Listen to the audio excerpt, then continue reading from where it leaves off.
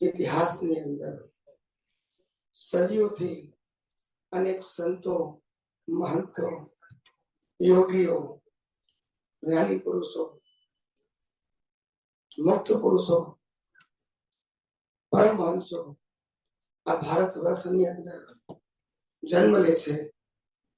ઉત્તમ પ્રકારનું જીવન પોતે જીવે છે અને અનેક લોકોને એક પ્રકારનું ઉત્તમ જીવન જીવવાનું માર્ગદર્શન આપી ચાલ્યા જાય છે. આવી આ મહાન ભૂમિ ભારત વર્ષ કે જે મહાપુરુષોની રત્નોની ખાણ કહેવાય છે, જે ભરત ભૂમિમાં આપણા બધાનો જન્મ થયો છે, આપણા બધાનું જીવન ચાલ્યા કરે છે. ભગવાન મહાવીરના નિર્વાણ પછી વિતરાગ ધર્મ, સનાતન ધર્મ,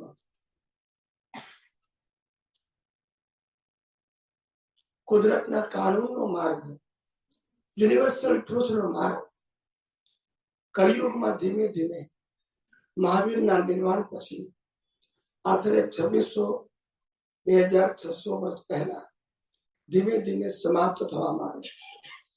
અનુભવી પુરુષો લુપ્ત થવા માંડ્યા અને એના સંપ્રદાયો એટલી બધી બ્રાન્ચીસ થઈ ગઈ કે જેમાં સનાતન ધર્મ જેવું અસ્તિત્વ જ ના રહ્યું, પણ શબ્દ જરૂર રહ્યો. સનાતન ધર્મ એક સેલ્ફ પ્રોજેક્ટ કરે છે કે જેનો કોઈ ક્રિએટર ના હોય. સનાતન શબ્દ એક સેલ્ફ ક્રિએટ કરે છે જે હતો છે અને રહેશે. સનાતન શબ્દ એક સેલ્ફ ક્રિએટ કરે છે કે દુનિયાની કોઈ પણ વ્યક્તિ એને રિયલાઇઝ કરી શકે with the help of experienced person guidance. સનાતન ધર્મનો કોઈ માલિક ના હોય, એટલે કોઈ ટાઇટલ થી સનાતન ધર્મની શરૂઆત ના થાય કે આમનો ધર્મ એ ના થાય. સનાતનની વાત કરું છું. સાંપ્રદાયિક ધર્મની શરૂઆત નામથી થઈ શકે, સનાતનની ના થાય. આવો અદ્ભુત માર્ગ જે ઘણા વર્ષો પછી ઢંકાયેલો એ કુદરતને ખુલ્લો કરવાનો યોગ આપ્યો. મહાપુરુષો હમણાંના નજીકના કાળમાં જ શ્રીમદ રાજચંદ્ર અને દાદા ભગવાન જે 100-150 વર્ષમાં થઈ ગયા, જે મહાપુરુષો અનુભવી પુરુષ હતા, બહુ જ હાઈ લેવલે પહોંચેલા, પણ કુદરતે એમને વિજ્ઞાન કહેવાનો મોકો ના આપ્યો અને મોકા માટે સંજોગો જોઈએ અને સંજોગ કુદરત જ આપે. તમે ઉભા ના થઈ શકો. કૃષ્ણ ભગવાનની ગીતા મહાભારતમાં નીકળી, તે પછી ના નીકળી, એ સંજોગ કુદરતે આપ્યો. કૃષ્ણ ભગવાનની ચોઈસ નથી. રામની ગીતા ના નીકળી, રામની ચોઈસ નથી. પ્રશ્ન એ નથી કે સમર્થ પુરુષો ના થયા. સમર્થ પુરુષો ઘણા બધા થયા. આ તો બેના નામ જ બોલ્યો, દાદા ભગવાન અને શ્રીમદ રાજચંદ્ર, પણ ઘણા બધા થઈ ગયા. પણ કાળના પ્રભાવને કારણે લોકોએ એમને રિજેક્ટ કર્યા કે અમને આ સાંપ્રદાયિક માર્ગ, ક્રિયાકાંડનો માર્ગ, ક્રમિક માર્ગ, ફોર્મેટનો માર્ગ, એમાં જ રસ છે અને એમાં અમને સંતોષ છે. અમારે પુણ્ય જોઈએ છે, પાપ નથી જોઈતું, અને પાપ થાય તો પ્રાયશ્ચિત કરવું છે. આ જ માર્ગ અમને પસંદ છે. I am talking about the all religion. એમાંથી કોઈ આગળ આવ્યું નહીં. જ્ઞાની પુરુષ દાદા ભગવાન, અક્રમ વિજ્ઞાની, જેને સાયન્સ ખુલ્લું થયેલું, એને શરૂઆતમાં વિજ્ઞાન પહેલું 4 વર્ષ તો કોઈ એમને ઓળખી જ ના શક્યું કે આ જ્ઞાની છે, અનુભવી. પછીના 4 વર્ષ એમની શરૂઆત થઈ. એમાં કેટલાક લોકોએ વિજ્ઞાનની દ્રષ્ટિ પ્રાપ્ત કરી, પણ એની અંદર ફોર્મેટ નતું. 4 વર્ષના પ્રયોગમાં દાદા ભગવાને કહ્યું, જે લોકો આયા હતા એ તગારા પાવડા મૂકીને ચાલ્યા ગયા. એ કોણે કીધું? દાદા ભગવાન. ત્યાર પછી અમારે આ ફોર્મેટ, ઊંચા પ્રકારનો ક્રમિક માર્ગ આપવો પડે. એમની પાસે ઓપ્શન નતો, કારણ કે જે ભેગા થયા માઇનસ માર્ક વાળા. વિજ્ઞાન કઈ રીતે આપે? પ્રશ્ન એમને નતું આપ્યું નહીં, પણ ઝીલનારા જોઈએ ને. કવિરાજે એટલે શું લખ્યું કે પાડાને વેદ ભણાયા, એ કવિરાજે લખ્યું છે. કવિરાજે લખ્યું સમજી શકે વિજ્ઞાન તેવા લોક પડ્યા કામમાં પડી ગયા. અને અમને કોણ ભેગા થયા? ફૂટી બધા મન ઉપજે પુત્ર, 5 ઇન્દ્રિયોના વિષયો વાળા અમને ભેગા થયા. એટલે પ્રશ્ન પણ એક પૂછ્યા, સામાજિક આધ્યાત્મિક, એક સામાજિક પ્રશ્ન પૂછ્યા. અને બીજું, આ જે દાદા ભગવાને જે ફોર્મેટ આપ્યું એને કઈ રીતે ફોલો કરવું, આટલા જ પ્રશ્ન પૂછાયા. 2 જ પ્રકારના. વિજ્ઞાન ખુલ્લું જ ના થયું. અને 1985 એપ્રોક્સિમેટ, તે વખતે દાદા 82 પહેલા વર્ષમાં વિદેશ ગયા. પછી 83માં ભાવિ તીર્થંકર ચંદ્રકાંતભાઈ નો દેહ વિલય થયો. ત્યાર પછી દાદાજી 84માં અમેરિકા ગયા. ત્યારથી દાદા કહેતા હતા અમને સાયન્ટિસ્ટ ભેગા કરો, અમારે આખું સાયન્સ આપ્યું છે. એ પ્રયત્ન અહીંયા પણ કર્યો અને વિદેશમાં કર્યો, પણ યોગ નતો એટલે ભેગા ના થયા. એમનો પ્રયત્ન નતો એવું નથી કહેતા, એમની પાસે હતું નહીં એ પણ નથી કહેતા, પણ સંજોગ ના આવ્યો એટલે નીકળ્યું નહીં. અને માટે દાદા ભગવાને 1987 લાસ્ટ યર ઓફ દાદા ભગવાન કે દેશમાં અને વિદેશમાં બંને જગ્યાએ બોલ્યા અમારી વાળની ટોચ જેટલું સાયન્સ બહાર. આ એક બોલી ગયા દાદા ભગવાન. સમજ્યા છો? હતું ખાલી બહાર ના પડ્યું. એટલે છે કે નહીં એનો પ્રશ્ન નથી. રામ પાસે હતું, બહાર ના પડ્યું. કૃષ્ણ પાસે ખાલી ગીતા જ બહાર પડી. લાઈફ તો આટલી મોટી હતી, ઘણું બધું બહાર પડે. પણ યોગ, પ્રશ્ન યોગનો છે, પ્રશ્ન કેપેસિટીનો નથી. તીર્થંકર પણ, કોઈ પણ તીર્થંકર આ બ્રહ્માંડના બધા રહસ્યો ના બતાવી શકે. જેટલું પૂછે એટલું. એટલે કેપેસિટીનો પ્રશ્ન નથી. પૂછનાર ના હોય તો એ બી શું કરે? એક લેક્ચરર ના હોય કે બધું બોલ કરે. The experienced person is never lecturer. They always talk about the question and answer, and very precise and principle. No round. આ એમની શૈલી હોય બધા અનુભવીઓની. હવે 1985માં એક મહાત્મા ચંદ્રકાંતભાઈ કે જે ફાર્માસિસ્ટ હતા, એમની કેમિસ્ટ તરીકેની દુકાન હતી બરોડામાં. ચંદ્રકાંતભાઈ કેમિસ્ટ તરીકે ઓળખાતા હતા. એ પટેલ હતા કે શું મને ખબર નથી, પણ ચંદ્રકાંતભાઈ કેમિસ્ટ તરીકે. અમે વખતે બહુ નાના હતા 85માં. તે એ દાદાને કે દાદા તમે કહો છો સાયન્ટિસ્ટ ભેગા કરો, સાયન્ટિસ્ટ ભેગા કરો. એ તો થશે એના સમય, પણ અમે બધા 15-20 વર્ષથી આપની સાથે છીએ, તો અમને સાયન્સ આપો ને. અમે તો આપની સાથે જ છીએ અને અમે વિજ્ઞાન સમજવા પ્રયત્ન કરી રહ્યા છીએ અમારા લેવલે. ત્યારે દાદા ભગવાને શું જવાબ આપ્યો તો એવું કહું છું. દાદા ભગવાને સ્પષ્ટ કીધું હું તમને સાયન્સ આપીને શું કરું? હું તમને જે કહું છું એ ગળી જાઉં છું, અને કોઈ પૂછે એટલે ઓકી નાખો છો. તમે સાયન્સ ક્યાં આવ્યું? બોલતા નથી. એ તો દુનિયાના તમામ ધર્મો ગુરુ કરે છે, ચોપડીમાં લખ્યું છે એ બોલે છે. નવું શું છે? સાયન્સ એને કહેવાય the person they know, they digest, they realize, then they speak. તો એને સાયન્ટિસ્ટ કહેવાય. રિપીટ કરું, એને સાયન્ટિસ્ટ. એટલે શરૂઆતમાં દાદા ભગવાનના દેહ વિલય પછી દાદા ભગવાનનું એક વાક્ય બહુ પોપ્યુલર થયેલું છે, તમે બધા જૂના મહાત્માએ સાંભળ્યું હશે કે દાદા ભગવાને કહેલી વાતમાં કાનો માત્ર ફેરફાર ના કરવો. એ વાત અમે કહી દીધી કે આ વાક્ય છે એ એના માટે છે કે they are not capable to explain the science. તમારી બુદ્ધિ ના વાપરશો એમ કીધું. ના સમજ પડે તો અમે કે એટલું જ બોલજો, ઉમેરશો નહીં.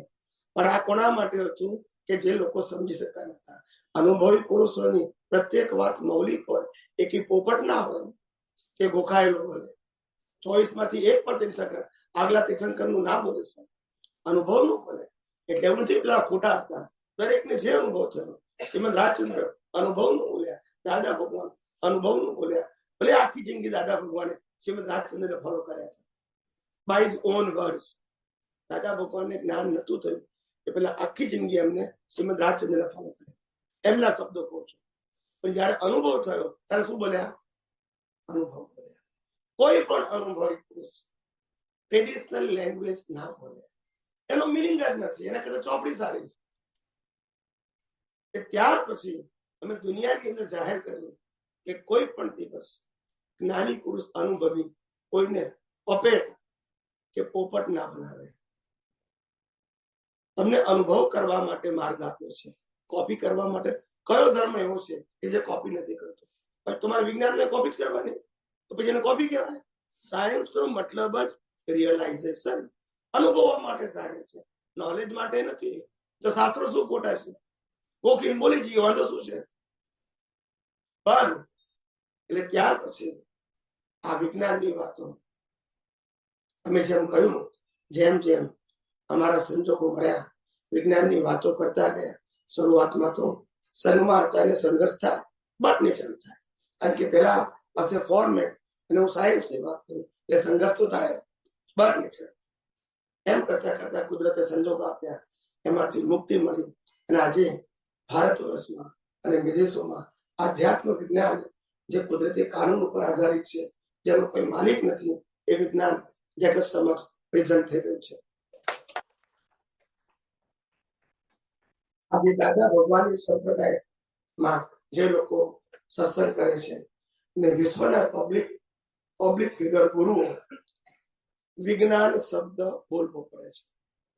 That is the power of spiritual science.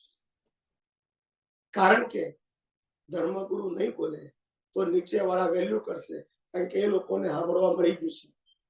રોજના 10, 15, 20 લાખ લોકો ટીવી ઉપર આ વિજ્ઞાન સાંભળે છે, જેને હું ઓળખતો પણ કેમ સાંભળે છે? વિજ્ઞાન છે, માલિકી વગરનું છે, ફોર્મેટ વગરનું છે, માટે સાંભળે છે.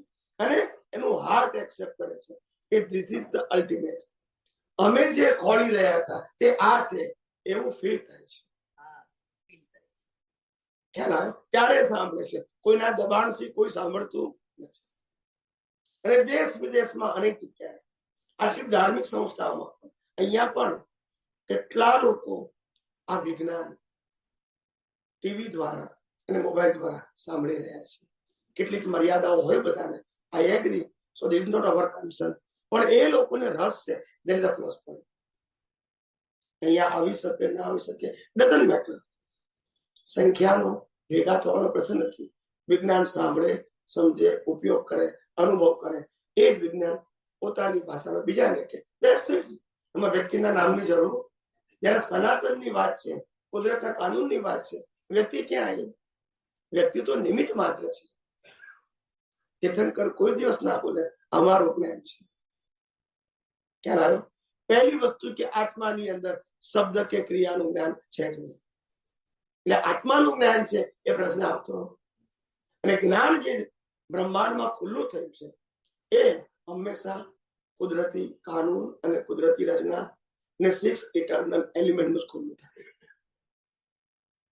એના દ્વારા જ જ્યારે જગત શૂન્ય લાગે, with the help of universal truth science, જે દિવસે તમારી દ્રષ્ટિમાં તમને જગત શૂન્ય લાગશે, એ દિવસે તમને પૂર્ણ એવા આત્માનો અનુભવ થશે. There is no any other way. આ વિજ્ઞાન જગતને શૂન્ય સમજવા માંગે છે. આત્મા પાસે તમારા અનુભવ જ્ઞાનની કોઈ જરૂર નથી. પણ તમે જગતને શૂન્ય સમજો, કારણ કે તમે જગતની વેલ્યુ મૂકેલી છે. એકેન્દ્રિયમાં આયા ત્યારથી વેલ્યુ મૂકેલી છે, રિલેટિવ સત્યની. એકેન્દ્રિયથી પંચેન્દ્રિય, ઇન્દ્રિય જ્ઞાનનો વિકાસ, મનુષ્યમાં આયા પછી બૌદ્ધિક જ્ઞાનનો વિકાસ. આ બધા જ જ્ઞાનો રિલેટિવ સત્યના હતા, જેની વેલ્યુ તમે કરેલી.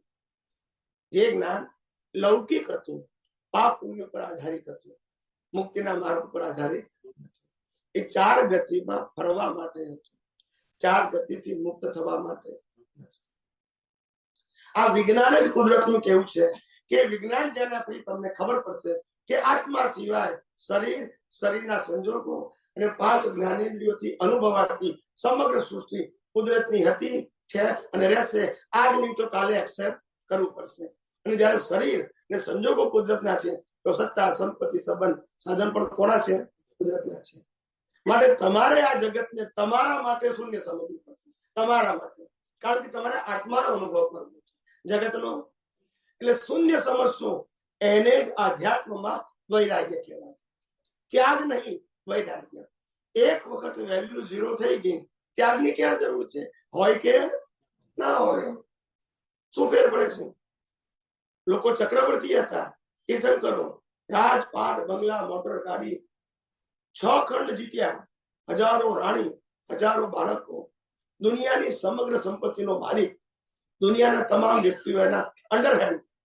આવો માણસ પણ ચક્રવર્તી થઈ એ જ અવતારમાં તીર્થંકર થઈ મોક્ષે ગયા. આમાંનું કશું ના નડ્યું સાહેબ, બીકોઝ ઓફ વેલ્યુ. ત્યાગની જરૂર નથી. ત્યાગ તો ઉદયમાં હોય તો ભલે થાય, વેલ્યુ 0 થવી જોઈએ. બાકી ત્યાગે શું? વેલ્યુ 0 થવી જોઈએ. અને વેલ્યુ 0 ના થઈ અને ભલે બધું ત્યાગ કર્યું, એની કોઈ કિંમત આધ્યાત્મમાં નથી. પુણ્ય બંધાશે, દેવલોકે મળશે, પણ મુક્તિ અને પાપ પુણ્યનો માર્ગ. મેં ગઈકાલે પરમ દિવસે પણ કીધેલું, આ દુનિયામાં 3 પ્રકારની ફેકલ્ટી છે. એક આર્ટ્સ, બીજું કોમર્સ અને ત્રીજું સાયન્સ. આર્ટ્સ ની અંદર વેરાયટીઝ છે પ્રકૃતિની, જેમાં માનવ ધર્મ મુખ્ય છે. શું છે? અને પ્રોફેશનલ બધું આવી જાય આર્ટ્સમાં આવે. બીજું આવે કોમર્સ. કોમર્સમાં ધર્મો આવે, પાપ અને પુણ્ય, સારું ને ખરાબ, મેળવવાનું, ગુમાવવાનું, શુભ અને અશુભ, એ બધું કોમર્સમાં આવે, જેનાથી 4 ગતિ મળે. પેલા આર્ટ્સ થી માનવ ધર્મ મળે, કોમર્સ થી 4 ગતિ મળે, અને સાયન્સ એ સેપરેશન છે, જેમાં મેળવવાનું, ગુમાવવાનું નથી. આત્મા છે, બધું કુદરતનું છે. તમારા માટે કુદરત શૂન્ય છે, કારણ કે તમે પૂર્ણ છો. તો મુક્તિ છે. આર્ટ્સ, કોમર્સ અને સાયન્સ. એમાં આર્ટ્સ અને કોમર્સ ભલે ઉદયમાં હોય, એને કુદરતી રચના જોવી, એ આધ્યાત્મ વિજ્ઞાન. અને શુદ્ધાત્મામાં રહેવું, એ પણ આધ્યાત્મ વિજ્ઞાન. આમાં કશું ત્યાગ કરવાનું, ફેરવવાનું, બદલવાનું, સુધારવાનું આવતું સેપરેશનમાં correction. If you need a good life, it's required the correction. ક્યાં તમારે પ્રકૃતિ સુધારવાની, બદલવાની, ફેરવવાની. કેમ? You need a good life. પણ જેને જન્મ મરણથી મુક્ત થવું છે, એના માટે કોમર્સ ને ગુડ બેડ સબ્જેક્ટ આટલું ખાસ સમજવાનું. આવું અદ્ભુત વિજ્ઞાન હજારો લાખો લોકોના યોગથી, નિમિત્તથી આજે વિશ્વ સમક્ષ બહાર પડી રહ્યું છે. અને દુનિયા ભવિષ્યમાં આશ્ચર્ય પામશે કે એક વ્યક્તિ વિધાઉટ ફોર્મેટ આખા વર્લ્ડમાં ફરો, એક ધર્મગુરુ એવો ના મળે કે જે ફોર્મેટ વગર બોલી શકે. એક ના મળે. ને આધ્યાત્મ વિજ્ઞાન એવું છે કે જેમાં ફોર્મેટ ને સ્થાન નથી. હું તમને ક્યારેય નહીં કહું તમારે આને ભગવાન માનવાના, આને ગુરુ માનવાના, આ મંદિરમાં જવું, આ મંત્ર બોલવા, આ સંસ્થા સાથે જોડાવું, આ રિચ્યુઅલ્સ કરવી, વરઘોડા કાઢવા, ગુરુ શિષ્ય બનવું. આ બધા સબ્જેક્ટો અહીંયા ના હોય.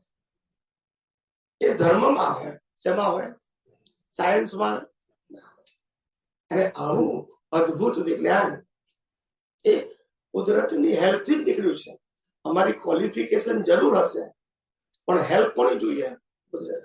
ઘણા બધા કે અનુભવી જ્ઞાનીને પણ કુદરતની હેલ્પ જોઈએ.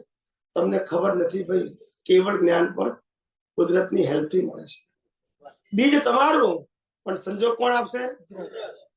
કયા સમયે, કયા સ્થળે, કઈ અવસ્થામાં કેવળ જ્ઞાન થવાનું છે, કુદરત નક્કી કરશે. You are qualified, but the circumstances are decided by law of nature. That is the science. એટલે મારે અહંકાર ના કરાય કે મને કેવળ જ્ઞાન થયું, મને કેવળ દર્શન થયું. મારો ભાવ ખરો, પણ સંજોગ કોણ આપે? આજે હું ભૂલી રહ્યો છું, સંજોગ કોને આપ્યો? માટે એમાં મારી સ્વતંત્રતા, હું બોલું છું એવું બોલાય? કુદરતે અમારું બીજ હતું એટલે આ ફળના સંજોગો આપ્યા, આ દર્શન ખુલ્લું કર્યું, અને કહેવાનો મોકો પણ કુદરતે આપ્યો છે. માટે કોઈ જગ્યાએ માલિકી. Yes please. દાદાએ બી જેમ કહ્યું હતું કે ઘઉં અને કાંકરા. યસ. તો તમે ક્યાં તો ઘઉંને જાણી લો તો કાંકરા જાણી જશે, અને કાંકરાને જાણી લો તો ઘઉં જાણી જશે. સેમ વે આપણે જે કુદરતના વિજ્ઞાનને સમજીએ તો એના દ્વારા આપણે એક સાઈડને તો કદાચ ક્લિયર કરીએ છે કે સંસારમાં સુખ નથી અથવા તો દરેક સંયોગો કુદરત આપે છે. મતલબ મોહને જીરો કરવા તરફ આપણો પુરુષાર્થ રહે છે. પણ એમાં આપણે કહીએ છીએ તમારે સમજવું પડશે. તો આ સમજનાર કોણ? આ કોણ સમજે છે અને એને સમજવું છે છતાંય સમજાતું કેમ નથી? એની પાછળ કોઈ કારણ છે. અને બીજું કે એ ન સમજવા પાછળનું રીઝન પણ એ લાગે છે કે જે સેકન્ડ પાર્ટ છે કે ઘઉં અથવા તો જેને આપણે આત્મા કહીએ, કદાચ આત્માની મહત્તા મને આવતી નથી કે આ જગતમાં સર્વોત્કૃષ્ટ તત્વ કે જે માનવ જીવનમાં પ્રાપ્ત કરવા જેવું કંઈ પણ હોય તો એ આત્મા તત્વનો અનુભવ છે. કદાચ એ મારા દ્રષ્ટિમાં આવતું નથી. એના કારણે આ વસ્તુની મને મહત્તા સમજાતી નથી. અને જ્યાં સુધી એ બેનું બેલેન્સ જીવ એચીવ ના કરી શકે ત્યાં સુધી એની દ્રષ્ટિ જે વૈરાગ્ય ભણી હોવી જોઈએ, જેનું ઉદાસીન વૃત્તિ કહીએ આપણે, તો એ ઉદાસીન વૃત્તિ એની ટકી નથી શકતી. તો એમાં કયા કારણો ભાગ ભજવે છે? સરસ. એક સ્ટેપ બાય સ્ટેપ બધા જવાબ આપો. સૌથી પહેલી વસ્તુ એક વસ્તુ માઇન્ડમાં ક્લિયર કરી નાખો, કેવળ દર્શન વગર કોઈને કેવળ જ્ઞાન નહીં થાય. શું કીધું? કેવળ જ્ઞાન નહીં થાય. જે કઈ સમય લાગે છે એ કેવળ દર્શનમાં લાગે છે. કેવળ દર્શન થઈ ગયું તો કેવળ જ્ઞાનનું બીજ અને રિઝલ્ટ છે. There is no પુરુષાર્થ. પણ કેવળ દર્શનમાં બી પ્રોબ્લેમ શું થાય? એક મિનિટ, આ કહ્યું પેલા આખું પેકેજ. હવે એક જવાબ આપું છું ધીમે ધીમે, પછી ફેરથી પાછા કાઉન્ટર ક્વેશ્ચન પૂછવાના. It is well and good. પણ તમે જે 4-5 પ્રશ્ન પૂછ્યા એના સ્ટેપ બાય સ્ટેપ જવાબ આપું છું. મે બી તમે જે પૂછવા માંગો છો જવાબ આવી પણ જાય. પહેલી વસ્તુ હું દરેક વસ્તુ પ્રિન્સિપલ કહીશ, પછી થોડું ડિટેલ કહીશ, એક્ઝામ્પલ પણ આપીશ. પહેલી વસ્તુ આપણે માઇન્ડમાં ક્લિયર કરવાની કે કેવળ દર્શન વગર કેવળ જ્ઞાન ના થાય. નંબર 1. નંબર 2, આત્માનો અનુભવ માત્ર લાસ્ટ બર્થમાં થાય એ પેલા થતો નથી, પણ નિશ્ચય પાકો થઈ શકે. શું થઈ શકે? નિશ્ચય પાકો થઈ શકે.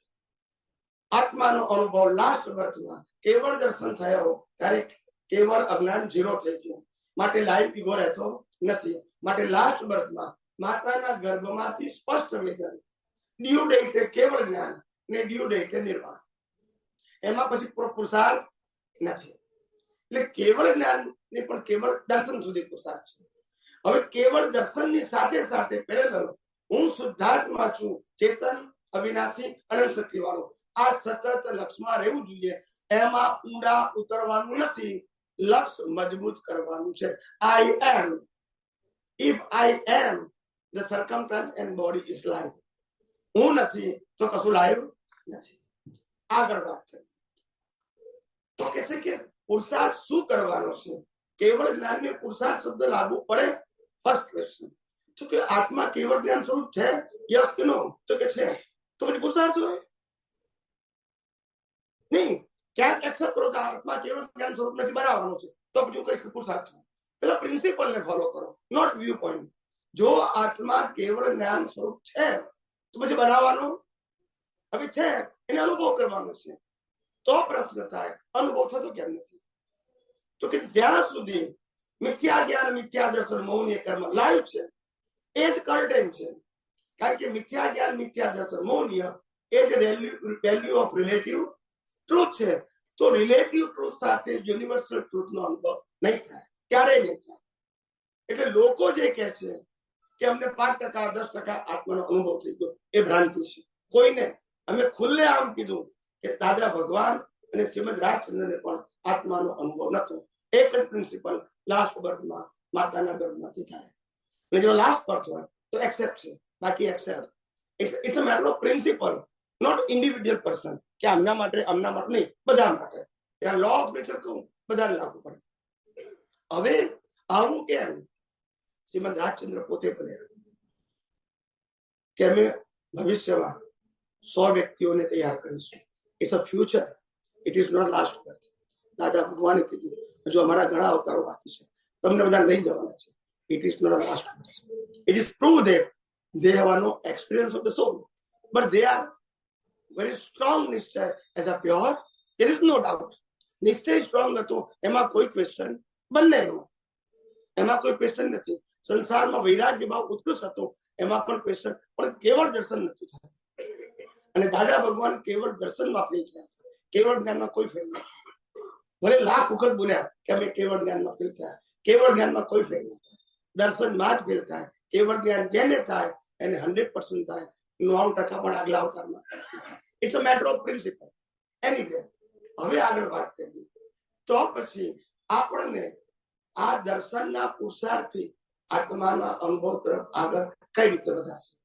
તો કે દર્શન છે એ જ રિલેટિવ સત્ય છે, મિથ્યા દર્શન. અને જ્ઞાન પણ મિથ્યા છે. હું ચંદ્રલાલ છું એટલે પહેલા જ્ઞાન સમ્યક કરવું. હું ચેતન છું, હું અવિનાશી છું, એટલે તમામ પ્રકારની અનંત શક્તિ વાળો હું છું, મને બનાવવાનો નથી. આ હું છું. હવે હું શું નથી? તો કે મન વચન કાયા હું નથી. મન વચન કાયા હું ચલાવનારો નથી. સત્તા સંપત્તિ સંબંધ સાધન મારા નથી. ક્રિયા કરવી, વાણી બોલવી, વર્તન કરવું મારો સ્વભાવ નથી.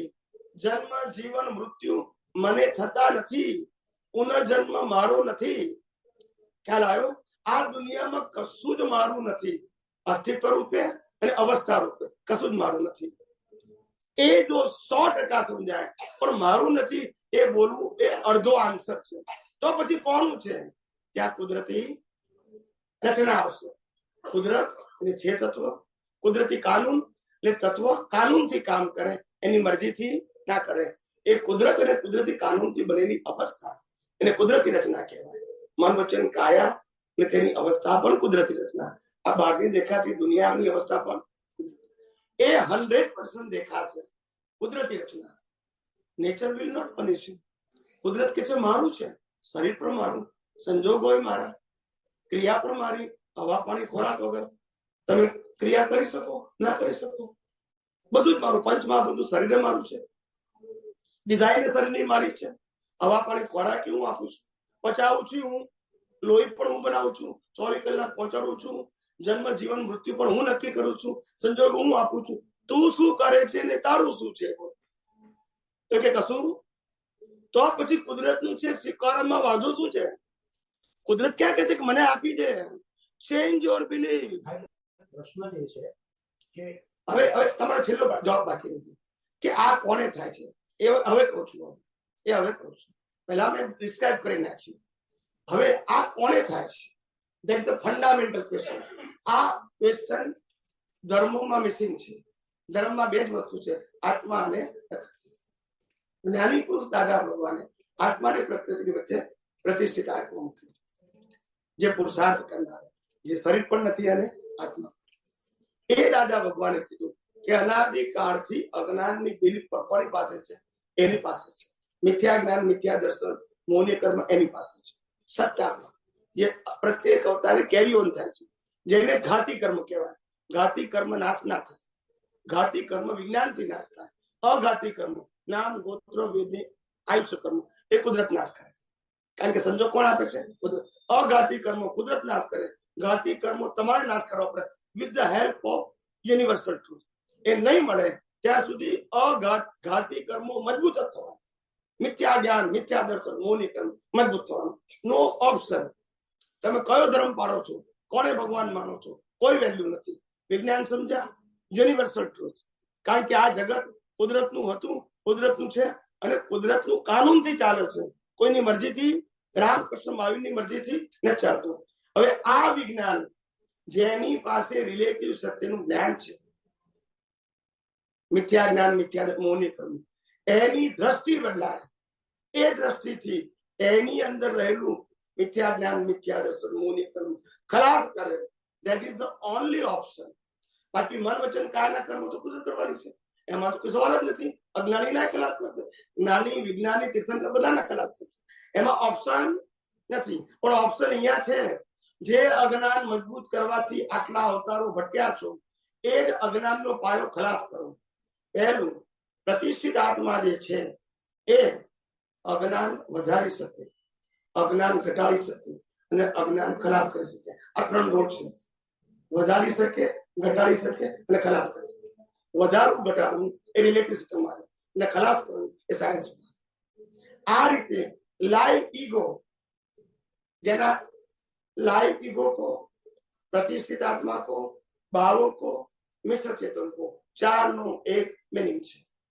ઓકે, એટલે ઘાતી કર્મ જેમ આપણે કહ્યું કે ઘાતી કર્મ ખલાસ કરવા આ જ પુરુષાર્થ છે. અને કારણ કે પેલો તો ડિસ્ચાર્જ છે, એ તો અઘાતી છે. ઘાતી કર્મ પણ ખરેખર તો ડિસ્ચાર્જ છે. બરોબર. હા, કારણ કે ઘાતી કર્મને આપણે જેમ કહીએ કે એ તો કર્મ પ્રકૃતિનો ભાગ છે, મતલબ દ્રવ્ય કર્મનો ભાગ છે. તો યુ આર બોર્ન વિથ. ના એટલે તમને સમજાવો, એટલે આત્માની મિસ્ટેક આગળ ના વધે એટલા માટે. ઘાતી કર્મ હંમેશા સ્ટોકમાં હોય, ક્યારે ડિસ્ચાર્જ ના થાય. અઘાતી કર્મ ડિસ્ચાર્જ થાય. ઓનલી ઘાતી કર્મ એ તમે કેપિટલ તરીકે સેવ કરેલા છે, જેનાથી અઘાતી કર્મ ભરવામાં હેલ્પફુલ થાય છે. ઘાતી કર્મ એટલે અજ્ઞાન, મિથ્યા જ્ઞાન, મિથ્યા દર્શન, મૌલિક કર્મ, એક નામ અજ્ઞાન. ને અજ્ઞાનથી કર્મ બંધાય છે, સંજોગોથી નહીં.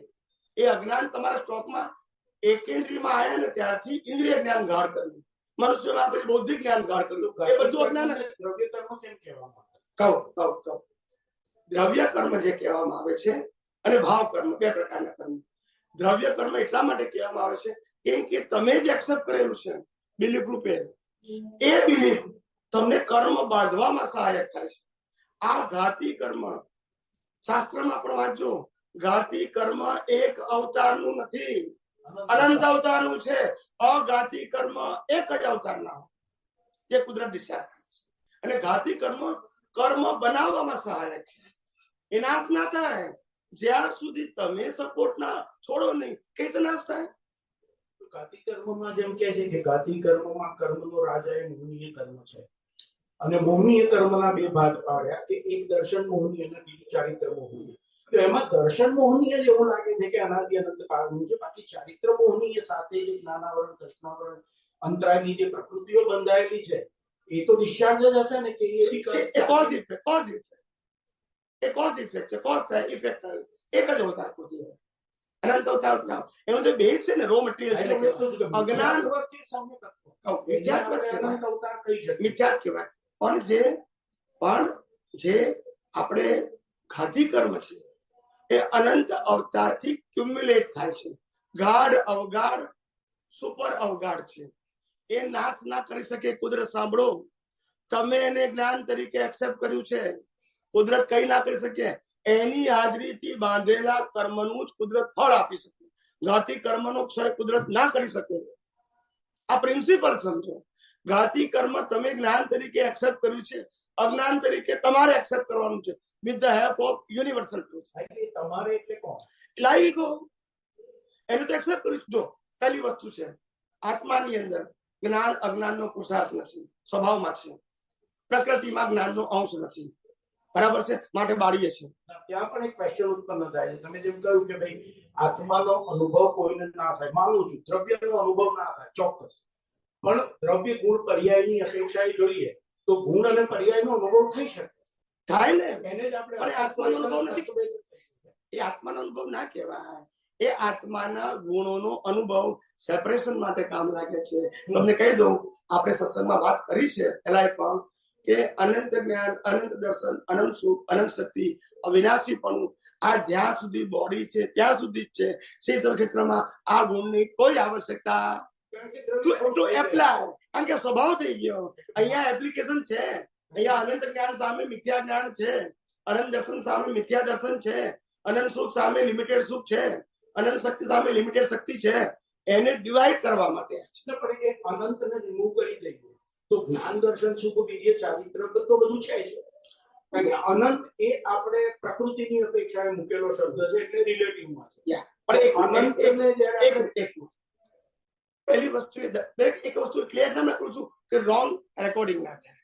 હું તમે કોઈને હા કહી દઈશ ને તો લોકો સમજી જશે કે બરાબર છે, એટલે તમને હું રોકું છું પ્લીઝ. ઓકે, દર્શન શબ્દ યુનિવર્સને લાગુ પડે, આત્માને લાગુ ના પડે.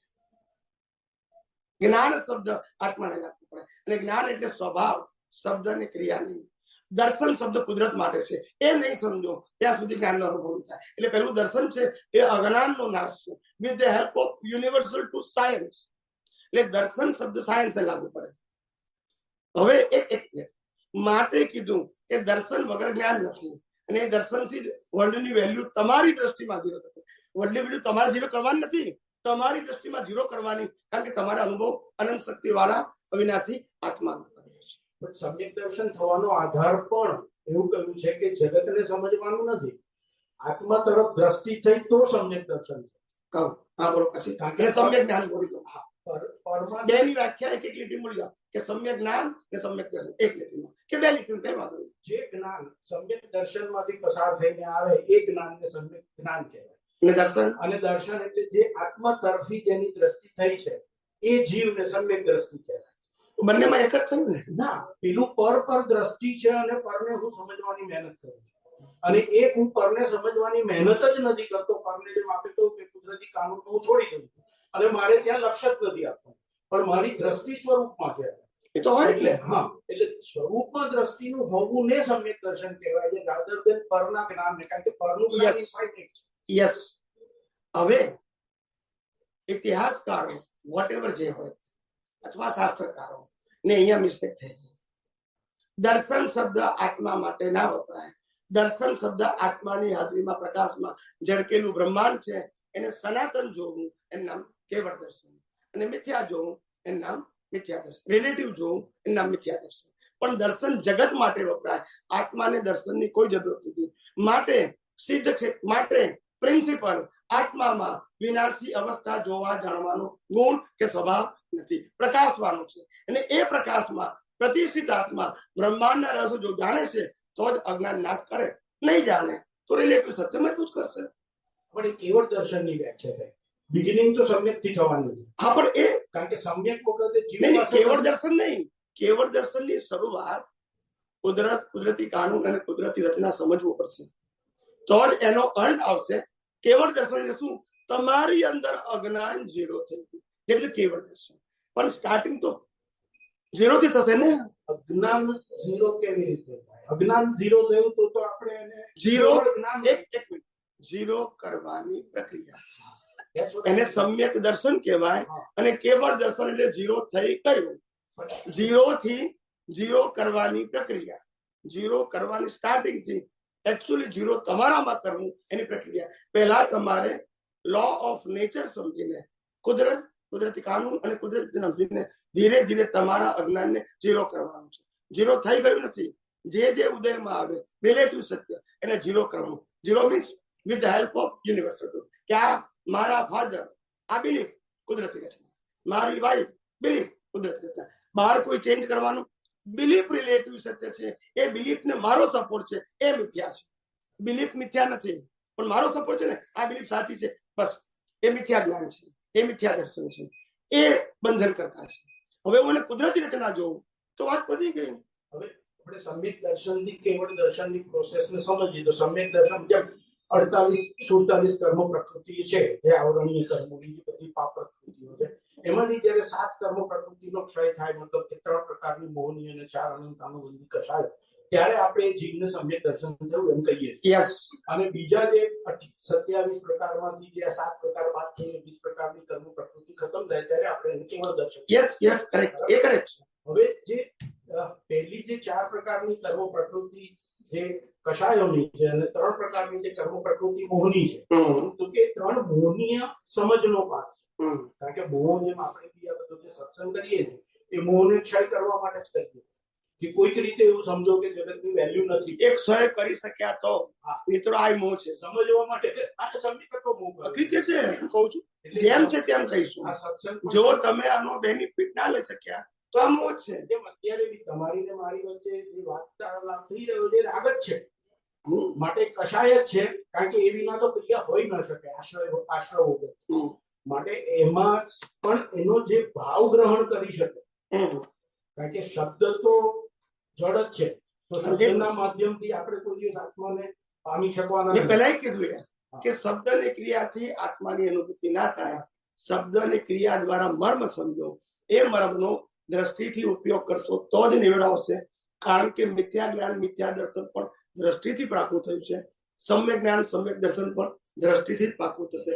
There is no any other physical exercise required to destroy the મિથ્યા જ્ઞાન and મિથ્યા દર્શન. પાપ પુણ્ય માટે ક્રિયા ઇઝ ઇમ્પોર્ટન્ટ, કારણ કે અજ્ઞાનથી બંધાય છે. પણ મિથ્યા જ્ઞાન ને મિથ્યા દર્શન કરવા માટે સમ્યક જ્ઞાન સમ્યક દર્શન દ્રષ્ટિથી જ ઉપયોગ કરવો પડશે. એમાં મન વચન કાયનો સબ્જેક્ટ આવશે નહીં, એની હાજરી રહેશે. આત્મા શરીરની બે હાજરી રહેશે. મિથ્યા જ્ઞાન મિથ્યા દર્શન માટે પણ હાજરી જોઈએ ને સમ્યક જ્ઞાન સમ્યક દર્શન માટે પણ બેની હાજરી જોઈએ, પણ કરેક્શન દ્રષ્ટિમાં છે, મન વચન કાયામાં નથી. આપણે દ્રષ્ટિ કોની? એ જ લાઈવ કોની ને દ્રષ્ટિ પહેલું આપણે સમજાવી દીધું કે આત્મા ચેતન અવિનાશી અનંત શક્તિ વાળો છે, એને કોઈ જ્ઞાન અને પુરુષાર્થ જરૂર નથી. અને મન વચન કાયામાં જ્ઞાન સ્વભાવ જ નથી. ખ્યાલ આવી ગયો ને? કારણ કે મળતું છે. ખ્યાલ આવી ગયો? એટલે બે માંથી એક કે પુરુષાર્થ સબ્જેક્ટ લાગુ પડે નહીં. એટલે આપ એમ કહેવા માંગો છો કે સમ્યક દર્શન પૂતગલમાં થાય છે? ના, લાઈવ ઈગો બોલ્યો. આ તો લાઈવ ઈગો એ શું? એ પૂતગલ નહીં, એ વિશેષ ભાવ છે, મિશ્ર ચેતન. એ જળ પણ નથી ને પૂતગલ નહીં કહેવાય, મિશ્ર ચેતન કહેવાય. ચેતન અને જળનું કોમ્બિનેશન. આને એકલું જળ કહેવાય, પેલાને એકલું ચેતન કહેવાય, અને મિશ્ર ચેતન કહેવાય. નહીં તો પુરુષાર્થ કેવી રીતે થાય? જળ કેવી રીતે કરી શકે? જળ તો પુરુષાર્થ ના કરી શકે. એ તો કર્મ ફળ ભોગવવાનું પ્રિન્સિપલ સમજો. જળ ક્યારે કોઈ પણ પુરુષાર્થ ન કરી શકે. માટે કુદરત કહે છે આ લાખો જીવની હિંસા કરશે તોય કર્મ નહીં બંધાય. તમે આને કુદરતી રચના જોશો તો, પણ મેં કર્યું તો નરક ગતિ બંધાશે. મતલબ કે સમ્યક દર્શન એ માન્યતાથી થાય છે, રાધર દેન દર્શન ગુણની શુદ્ધ પર્યાયના. અને મિથ્યા દર્શન પણ માન્યતા છે. બે પેલી મિથ્યા માન્યતા છે, આ સમ્યક છે. પેલી અવળી છે, આ સવળી છે. સમ્યક દર્શન એ અનુભૂતિ નથી. સમ્યક દર્શન એ અનુભૂતિ નથી, કેવળ દર્શન એ અનુભૂતિ છે. ને સમ્યક દર્શનથી અજ્ઞાન નાશ કરવાની પ્રક્રિયા છે. અનુભૂતિ શબ્દ સ્ટેપ બાય સ્ટેપ જરૂર થાય, પણ અલ્ટિમેટ ક્યારે થશે? કેવળ દર્શન. કેવળ દર્શન થાય એટલે અજ્ઞાન, હજુ અજ્ઞાન સાથેની અનુભૂતિ છે. માટે એને એકચ્યુઅલ અનુભૂતિ ના કહેવાય, પણ સ્ટેપ કહેવાય. શું કહેવાય? પહેલું ધોરણ પાસ કર્યું, બીજું પાસ કર્યું, ત્રીજું હજુ ગ્રેજ્યુએટ નથી થયા, માસ્ટર ડિગ્રી નથી પ્રાપ્ત કરી, પીએચડી નથી કરી, પણ you are on the way. એવું અહીંયા આગળ જે સ્ટેપ છે એ સ્ટેપ તમે આગળ વધી રહ્યા છો. જેમ જેમ અજ્ઞાન તમે ગ્રેજ્યુઅલી લોડ કર્યો છે, એમ અજ્ઞાન ડિસ્ચાર્જ પણ ગ્રેજ્યુઅલી થશે વિથ ધ હેલ્પ ઓફ સમ્યક જ્ઞાન અને સમ્યક દર્શન. ને સમ્યક જ્ઞાન સમ્યક દર્શનનો ઉપયોગ એ જ અનુભવ ઇઝ ઇક્વલ ટુ સમ્યક ચારિત્ર. ચારિત્ર એ ફિઝિકલ ના, it's a matter of your level of your realisation. એ બહાર દેખાય, સમ્યક ચારિત્ર બહાર ના દેખાય, અને કેવળ ચારિત્ર પણ બહાર દેખાય. ને જે બહાર દેખાય એ બધું રિલેટિવ છે. ચારિત્ર કેવાય પણ રિલેટિવ. બોલો. ચારિત્રમાં બી બે જેમ ભેદ પાડે છે, કીધું ને, સ્વપરિણતિ પરિણતિ એવા શબ્દો. તો ચારિત્રની અંદર પણ એમ ડિસ્ચાર્જની અંદર તો ચારિત્ર જે પૂર્વ કર્મનું લઈને આવ્યો છે એમાં ઉપયોગ શબ્દ ના હોય. ડિસ્ચાર્જ નો ઉપયોગ ના હોય. It is compulsory. It's a programme. જો જીવને સમ્યક દર્શન થયું, કારણ કે સમ્યક દર્શન અને સમ્યક જ્ઞાન બંને પુસ્તક એટલે વિશ્વ ચેતનની પર્યાય છે. હા, મિશ્ર ચેતન. હા, એટલે એ મિશ્ર ચેતન કરેક્ટ છે. હા, એ વાપરવાથી અજ્ઞાન નાશ થશે એવું નહીં, પણ એના લીધે જે જાગૃતિ ઉત્પન્ન થશે, એ જાગૃતિના નિમિત્તે જ્યારે હું આને પર અને પરાધીન જાણી શકીશ તો એની માટે ખરી પડશે. એ જેને વાપર્યું કહેવાય છે તો વાપરનારો છે. ના ના, એનો અહંકાર ઉભો થશે. એને તમે વાપર્યું કહો, ઉપયોગ કહો, જાગૃતિ કહો, પુરુષાર્થ કહો, બધું એકનું એક જ છે. If you have it, then you can use it and put up any title. Either જાગૃતિ કહો, પુરુષાર્થ કહો, ઉપયોગ કહો, જે કહો, doesn't matter.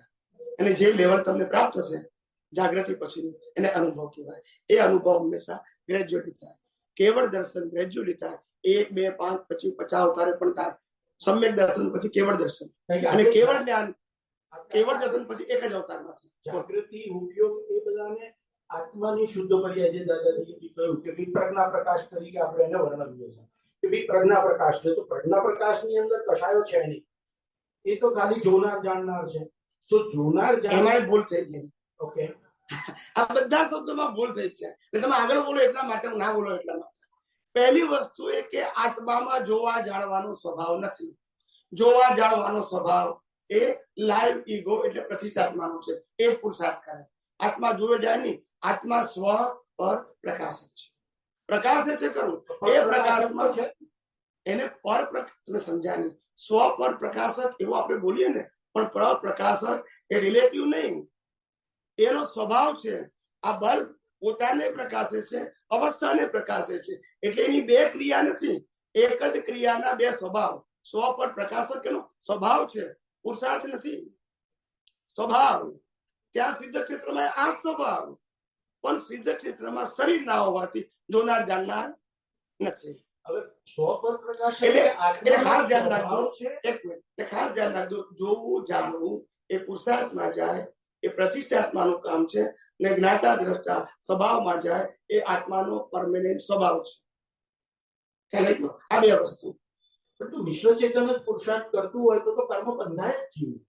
એટલે તો કીધું, આપણે કીધું કારણ કે મિશ્ર ચેતન જયારે કઈ ન કરે ત્યારે મોક્ષ થાય. હું તમને એ જ કહું છું. હવે એક વાત મુદ્દો મૂક્યો ને એટલે હું કહું ને, એટલે ખાસ આ તમારો મુદ્દો, આ બધી વાતો મેં કરી નાખેલી છે.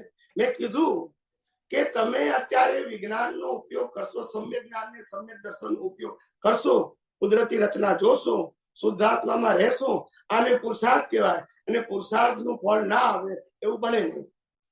આ મેં સિદ્ધાંત કીધો. એટલે પુરુષાર્થનું ફળ ક્યારે નહીં આવે કે જે દિવસે અજ્ઞાન 0 થઈ ગયું હોય, લાઈવ ઈગો નહીં હોય, પુરુષાર્થ નહીં હોય, ત્યારે સ્વભાવ હશે, પ્રકૃતિ એના સ્વભાવમાં, આત્મા એના સ્વભાવમાં. માટે કેવળ જ્ઞાનનું બીજ પડશે. છેલ્લા અવતારમાં દેહ અને આત્મા બે છે, અને દેહનો અંત આવશે, આત્મા મોક્ષ જશે. પુરુષાર્થ કરનાર તો છે જ નહીં. આપણે કેવળ જ્ઞાનને બીજું પરિણામ કેમ કરીએ છીએ? કારણ કે કેવળ જ્ઞાનને જોઈએ તો એક નાના વર્ણનો ક્ષય છે. એક મિનિટ ટેલી કરી આપો. ખબર છે જેને પોતે કેવળ જ્ઞાન સ્વરૂપ છે. હું સમજી ગયો. બીજની અપેક્ષા નથી. એટલે ક્યારે ખુલ્લું થાય એને ફળ કહેવાય. પહેલી વાત સમજી લો, જેને કેવળ જ્ઞાન થવાનું હોય, યુ ચેક ધ હિસ્ટ્રી, જેને કેવળ જ્ઞાન થવાનું હોય એનો સમય, સ્થળ નક્કી થઈ જાય છે. You see check the books. Why? કેમ તમારા કર્મનો ભૂગોળ નક્કી છે. કેવળ જ્ઞાન કયા સમયે, કયા સ્થળે, કઈ અવસ્થામાં થવાનું છે, બિફોર યુ બોર્ન. વાય? એનું કારણ છે કે એટલા જ્ઞાનાવરણીય કર્મ અને એટલા અંતરાય કર્મો બાકી છે. એટલે ફિક્સ થઈ ગયું ને. જેમ કોઈ મને કોઈ કર્મનું ફળ મળ્યું, પાપ પુણ્ય, એ પણ શું છે? ફિક્સ છે. તો બધાને ફિક્સ છે ને. પરિણામનો કોઈ પ્રશ્ન નથી. આ કેવળ જ્ઞાન પરિણામ છે. મહાવીર નક્કી ના કરે કે મને ક્યારે કેવળ જ્ઞાન થશે. ખ્યાલ આવે? કુદરત નક્કી કરશે, સંજોગ પણ આપશે. Time, space and circumstances, all the 3 parts given by the nature, and the કેવળ જ્ઞાન is open. Tirthankara is not decided કે મારે ક્યારે થશે. ભગવાન મહાવીરનું કેવળ જ્ઞાન રુજુવાલિકા નદીના કિનારે સાંજના સમયે સૂર્યાસ્ત પહેલા ગૌ દોહાસન આશ્રમમાં કેવળ જ્ઞાન થયું. એ આજે નક્કી કર્યું. તો આપણને ખબર નથી. રિઝલ્ટ છે ને. જો બીજી વાત, અદભુત પુરુષાર્થનું પરિણામ હતું કે પુરુષાર્થ હોય, છેલ્લા અવતારમાં પુરુષાર્થ હોય. જો તમે એક મિનિટ લો, આ તમે જે બોલ્યા ને એ ઘણા બધા બોલ્યા છે. આપણે નામ નથી દેવું કોઈ નહીં. છેલ્લા અવતારમાં પુરુષાર્થ તો છેલ્લો અવતાર કાલે ના બોલાય. ભૂલ થઈ શકે. જો પુરુષાર્થ બોલશો તો ભૂલ પણ થવાની શક્યતા ઓપન છે. છેલ્લા અવતારમાં પુરુષાર્થ શબ્દ ના બોલાય. હવે અર્જુન પણ છેલ્લા અવતારે જ ભાવમાં મોક્ષે ગયો. હા, તો અર્જુનને કેટલા બધા કન્ફ્યુઝનો હતા. બરાબર છે. ગૌતમ સ્વામી ને હતા. હા, ગૌતમ સ્વામી ને હતા. ઇવન ભરત ચક્રવર્તીએ પોતાના ભાઈ પર ચક્ર છોડ્યું હોય, એટલું બધું ખંડમાં હું એનો જવાબ આપું છું. તો કર્યા હોય, મેં આપ્યો જવાબ. તો એ વખતે એને કઈ પુરુષાર્થ કર્યા વગર તો એ ક્ષય કેવી રીતે? જો એનો પુરુષાર્થ ચાલ્ડહુડ થી અથવા તો આ બધું ડિસાઇડેડ જ છે એવું એને જ્ઞાન રહેતું હોય તો પછી કશું કરવાનું રહેતું જ નથી. તો ક્યાં કરે છે છેલ્લા અવતારમાં? છેલ્લા અવતારમાં મેં શું કીધું? પ્રકૃતિ ઉદય કર્મ છે. આત્મા એના સ્વભાવ, પ્રકૃતિને એના તો લાશ પર ભલે મારામારી કરે, સ્વરૂપમાં તો રહેવું જ પડે. સ્વરૂપથી બહાર જ નીકળતા ને છેલ્લા અવતારમાં. તમે સમજ્યા નહીં. છેલ્લા અવતારમાં કોઈ પણ જીવ કેવડી સહિત સ્વરૂપમાંથી બહાર જ નીકળતા નથી. શરીર તો કુદરતને હવાલે જ છે, માતાના ગર્ભથી નિર્વાણ સુધી. થિયોરેટિકલી સાચું કે ખોટું છે ખબર નથી. થિયોરેટિકલી જોઈએ તો લાસ્ટ પર જેનો હોય એને જન્મથી મતિ જ્ઞાન, શ્રુતિ જ્ઞાન અને અવધિ જ્ઞાન હોય. જ્યારે એને દીક્ષા મળે ત્યારે એને દીક્ષાના ટાઈમે એને અવધિ જ્ઞાન અને મન પર્યોગ જ્ઞાન ઉત્પન્ન થાય. અને દીક્ષાથી કેવળ જ્ઞાન વચ્ચેનો જે ગાળો છે એમાં મન પર્યોગથી એ કેવળ સુધીનું ટ્રાવેલ કરે. આવી એક પ્રકારની થિયોરેટિકલ મતલબ જીવને જન્મથી તો સમ્યક દર્શન હતું રાધર દેન કેવળ દર્શન. કેવળ દર્શન હોય તો એને પુરુષાર્થ ના હોય આવું આપણે માની શકીએ. પણ જે જીવને સમ્યક દર્શન હોય એને તો પુરુષાર્થ કરીને કેવળ સુધી તો પહોંચવું જ પડે. અને કેવળ પહોંચ્યા પછીથી આપ જે પહોંચો કે પછી સમ્યક કેવળમાંથી તો સવાલ જ નથી. પછી પુરુષાર્થ નથી આપણે સમજી શકીએ. પણ સમ્યકથી કેવળ સુધી તો પુરુષાર્થ વગર કેવી રીતે જઈ શકે છે? સમ્યક દર્શનથી કેવળ દર્શન સુધી પુરુષાર્થ જ છે, નો ક્વેશ્ચન. અને કેવળ દર્શન થયા પછી લાસ્ટ બર્થ નક્કી થાય. આફ્ટર કેવળ દર્શન કેવળ જ્ઞાન કોઈને સ્ટેપ બાય સ્ટેપ નહીં થાય કે આનું 25% થયું 50% થયું. કેવળ દર્શન માં 5, 25, 50, 500 અવતાર પણ થઈ શકે. કેવળ જ્ઞાનમાં ના થાય. બીજ પડ્યા પછી એક જ મનુષ્ય. કેમ? કારણ કે પુરુષાર્થ નાનો ખલાસ થઈ ગયો. એનું નામ જ કેવળ દર્શન. જવાબ આપી દો પછી તમારો પેલા ગૌતમ સ્વામીનો, પછી આપણે અર્જુનનો અને આપણે ભરત ચક્રવર્તી. ત્રણનો એક જ જવાબ છે. કઈ દો આ ત્રણેય વ્યક્તિઓ નો લાસ્ટ બર્થ હતો ત્રણેયનો. અને માતાના ગર્ભમાંથી ત્રણેયને સ્પષ્ટ વેદન હતું. કેવળ જ્ઞાન જન્મ્યા પહેલા નક્કી થઈ ગયું હતું. આપણે કોઝ ઇફેક્ટ ની વાત કરીએ એટલે બરાબર છે. એટલે એમાં આપણે ચર્ચા નથી કરવી. લાસ્ટ બર્થમાં કેવળ જ્ઞાન ક્યારે થવાનું કુદરત નક્કી કરે છે એની. એટલે આ બધાએ જે પ્રશ્ન પૂછ્યા અને જવાબ નીકળ્યા બરાબર છે. આ બંનેનો ઉદય કર્મ, પ્રશ્ન અને જવાબ બંનેનો ઉદય કર્મ. શું કીધું? મહાવીરનો ઉદય કર્મ, ગૌતમનો ઉદય કર્મ, કૃષ્ણનો ઉદય કર્મ અને અર્જુનનો પણ ઉદય કર્મ, ઋષભદેવનો ઉદય કર્મ અને કોનો? ભરત ચક્રવર્તીનો ઉદય કર્મ. આના આધારે શાસ્ત્રો બન્યા. જેમ કે ગીતા નીકળે, જેમ કે આગમ બન્યા. ખ્યાલ આવી ગયો? એના આધારે નીકળ્યા છે. પણ એ બંનેનો લાસ્ટ અવતાર બંને સેમ બર્થમાં મૂકી ગયા. અર્જુનને આપણે એવું એઝ્યુમ કરીએ કે ભાઈ અર્જુનને જન્મથી સ્વામીજી મારું દિલ સ્વીકારતું નથી. ઓકે, પણ હું આપનો એને જે પહેલો અધ્યાય છે અર્જુન વિષાદ યોગની અંદર જે શુભાશુભનો વિવેકની જે બધા પ્રશ્નો પૂછ્યા છે, ધર્મ સંબંધી જે બધા પ્રશ્નો પૂછ્યા છે, એ પ્રશ્નોની એવા પ્રકારની ભાષા વર્ણના જે ગ્રહણ કેવી રીતે કરી શકે છે અને કેવું દર્શન હોય. આજે તમે બોલ્યા ને એવો ગૌતમ સ્વામીનો દાખલો આપું છું. Don't worry about this. પણ પહેલા બી કહું છું કે પ્રશ્ન પૂછવાના બીજ બિફોર પ્રીવિયસ બર્થ, બિફોર કેવળ દર્શન થઈ ગયા છે. નાવ દેવા નો ચોઇસ. વાઇફને પણ પ્રશ્ન પૂછવાના પૂછે, છોકરાને પૂછે, મા બાપને પૂછે, બધાને પૂછે. લાસ્ટ બર્થ ની વાત કરું છું. Doesn't matter. એટ ઇઝ કેવળ દર્શન. અરે સ્પષ્ટ વેદન. નો પ્રોબ્લેમ. આની સાથે જ થાય. બધું એઝ ઇટ ઇઝ થાય. સામાન્ય વ્યક્તિ જેવું જ થાય. મા બાપને પૂછે, છોકરાને પૂછે, વહુને પૂછે, સગાવાળાને પૂછે, મિત્રને પૂછે, અને તીર્થન કરો છો તેને પૂછે, જ્ઞાનીને પૂછે, ગમે તેને પૂછે. બધું ઉદય કરવું. કારણ કે બીજ પડી ગયા છે. અને બીજની અંદર ફળમાં તમારી પાસે ચોઈસ નથી. કુદરત સંજોગ ઉભા કરશે. You have to speak. આ બધાને એને મોકલ્યા છે.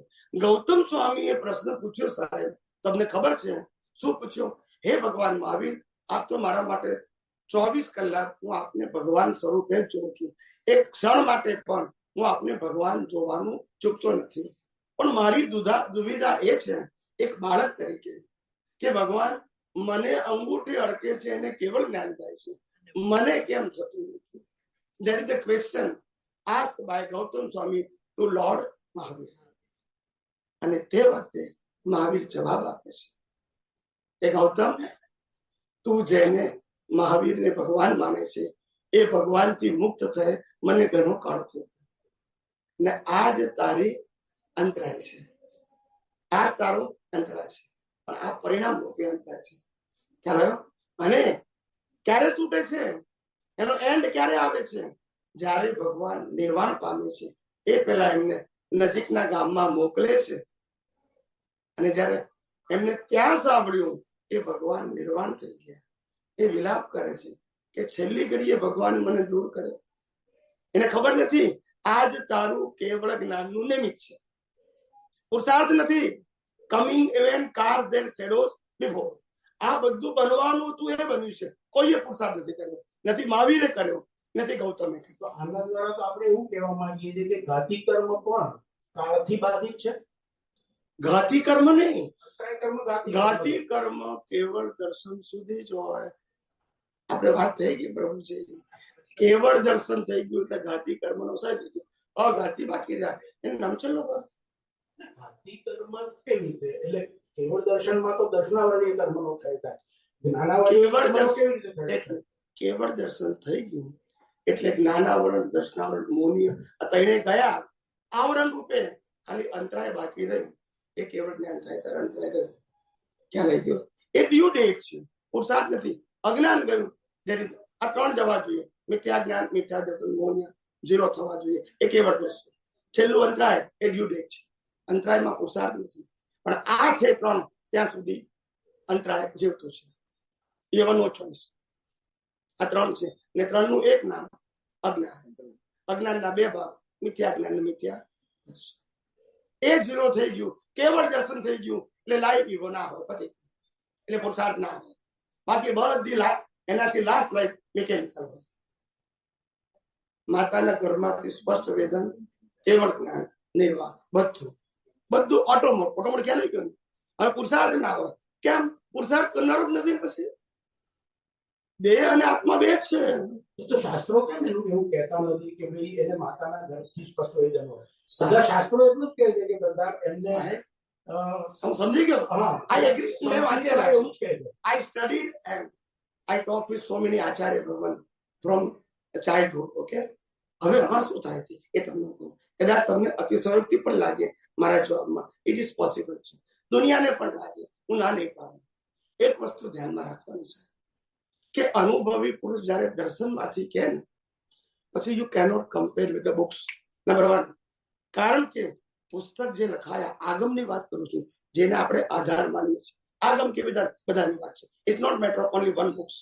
એ બધાએ જેને કેવળ જ્ઞાન નથી એને લખેલા છે. કેવળ જ્ઞાની કોઈ દિવસ શાસ્ત્ર ના લખે. પહેલી વસ્તુ જેને લખ્યા છે ને સમ્યક દર્શન હતું, કેવળ જ્ઞાન નહીં. એ સમ્યક દર્શન વાળા એટલે હાઈ લેવલનો છે. I am not talking about the primary. એવા આચાર્ય ભગવંતોની નિશ્રામાં, 500 આચાર્ય નિશ્રામાં, વલભીપુરની અંદર દેવરદી ઘણીવર્ય નામના આચાર્ય નિશ્રામાં આ આગમ લખાયા છે. આ આગમ લખાયા ત્યારે કોઈને કેવળ જ્ઞાન નતું, અને લખાયા પછી જે વ્યક્તિઓ આમાં ઇન્વોલ્વ હતા એને એ અવતારમાં કેવળ જ્ઞાન નથી.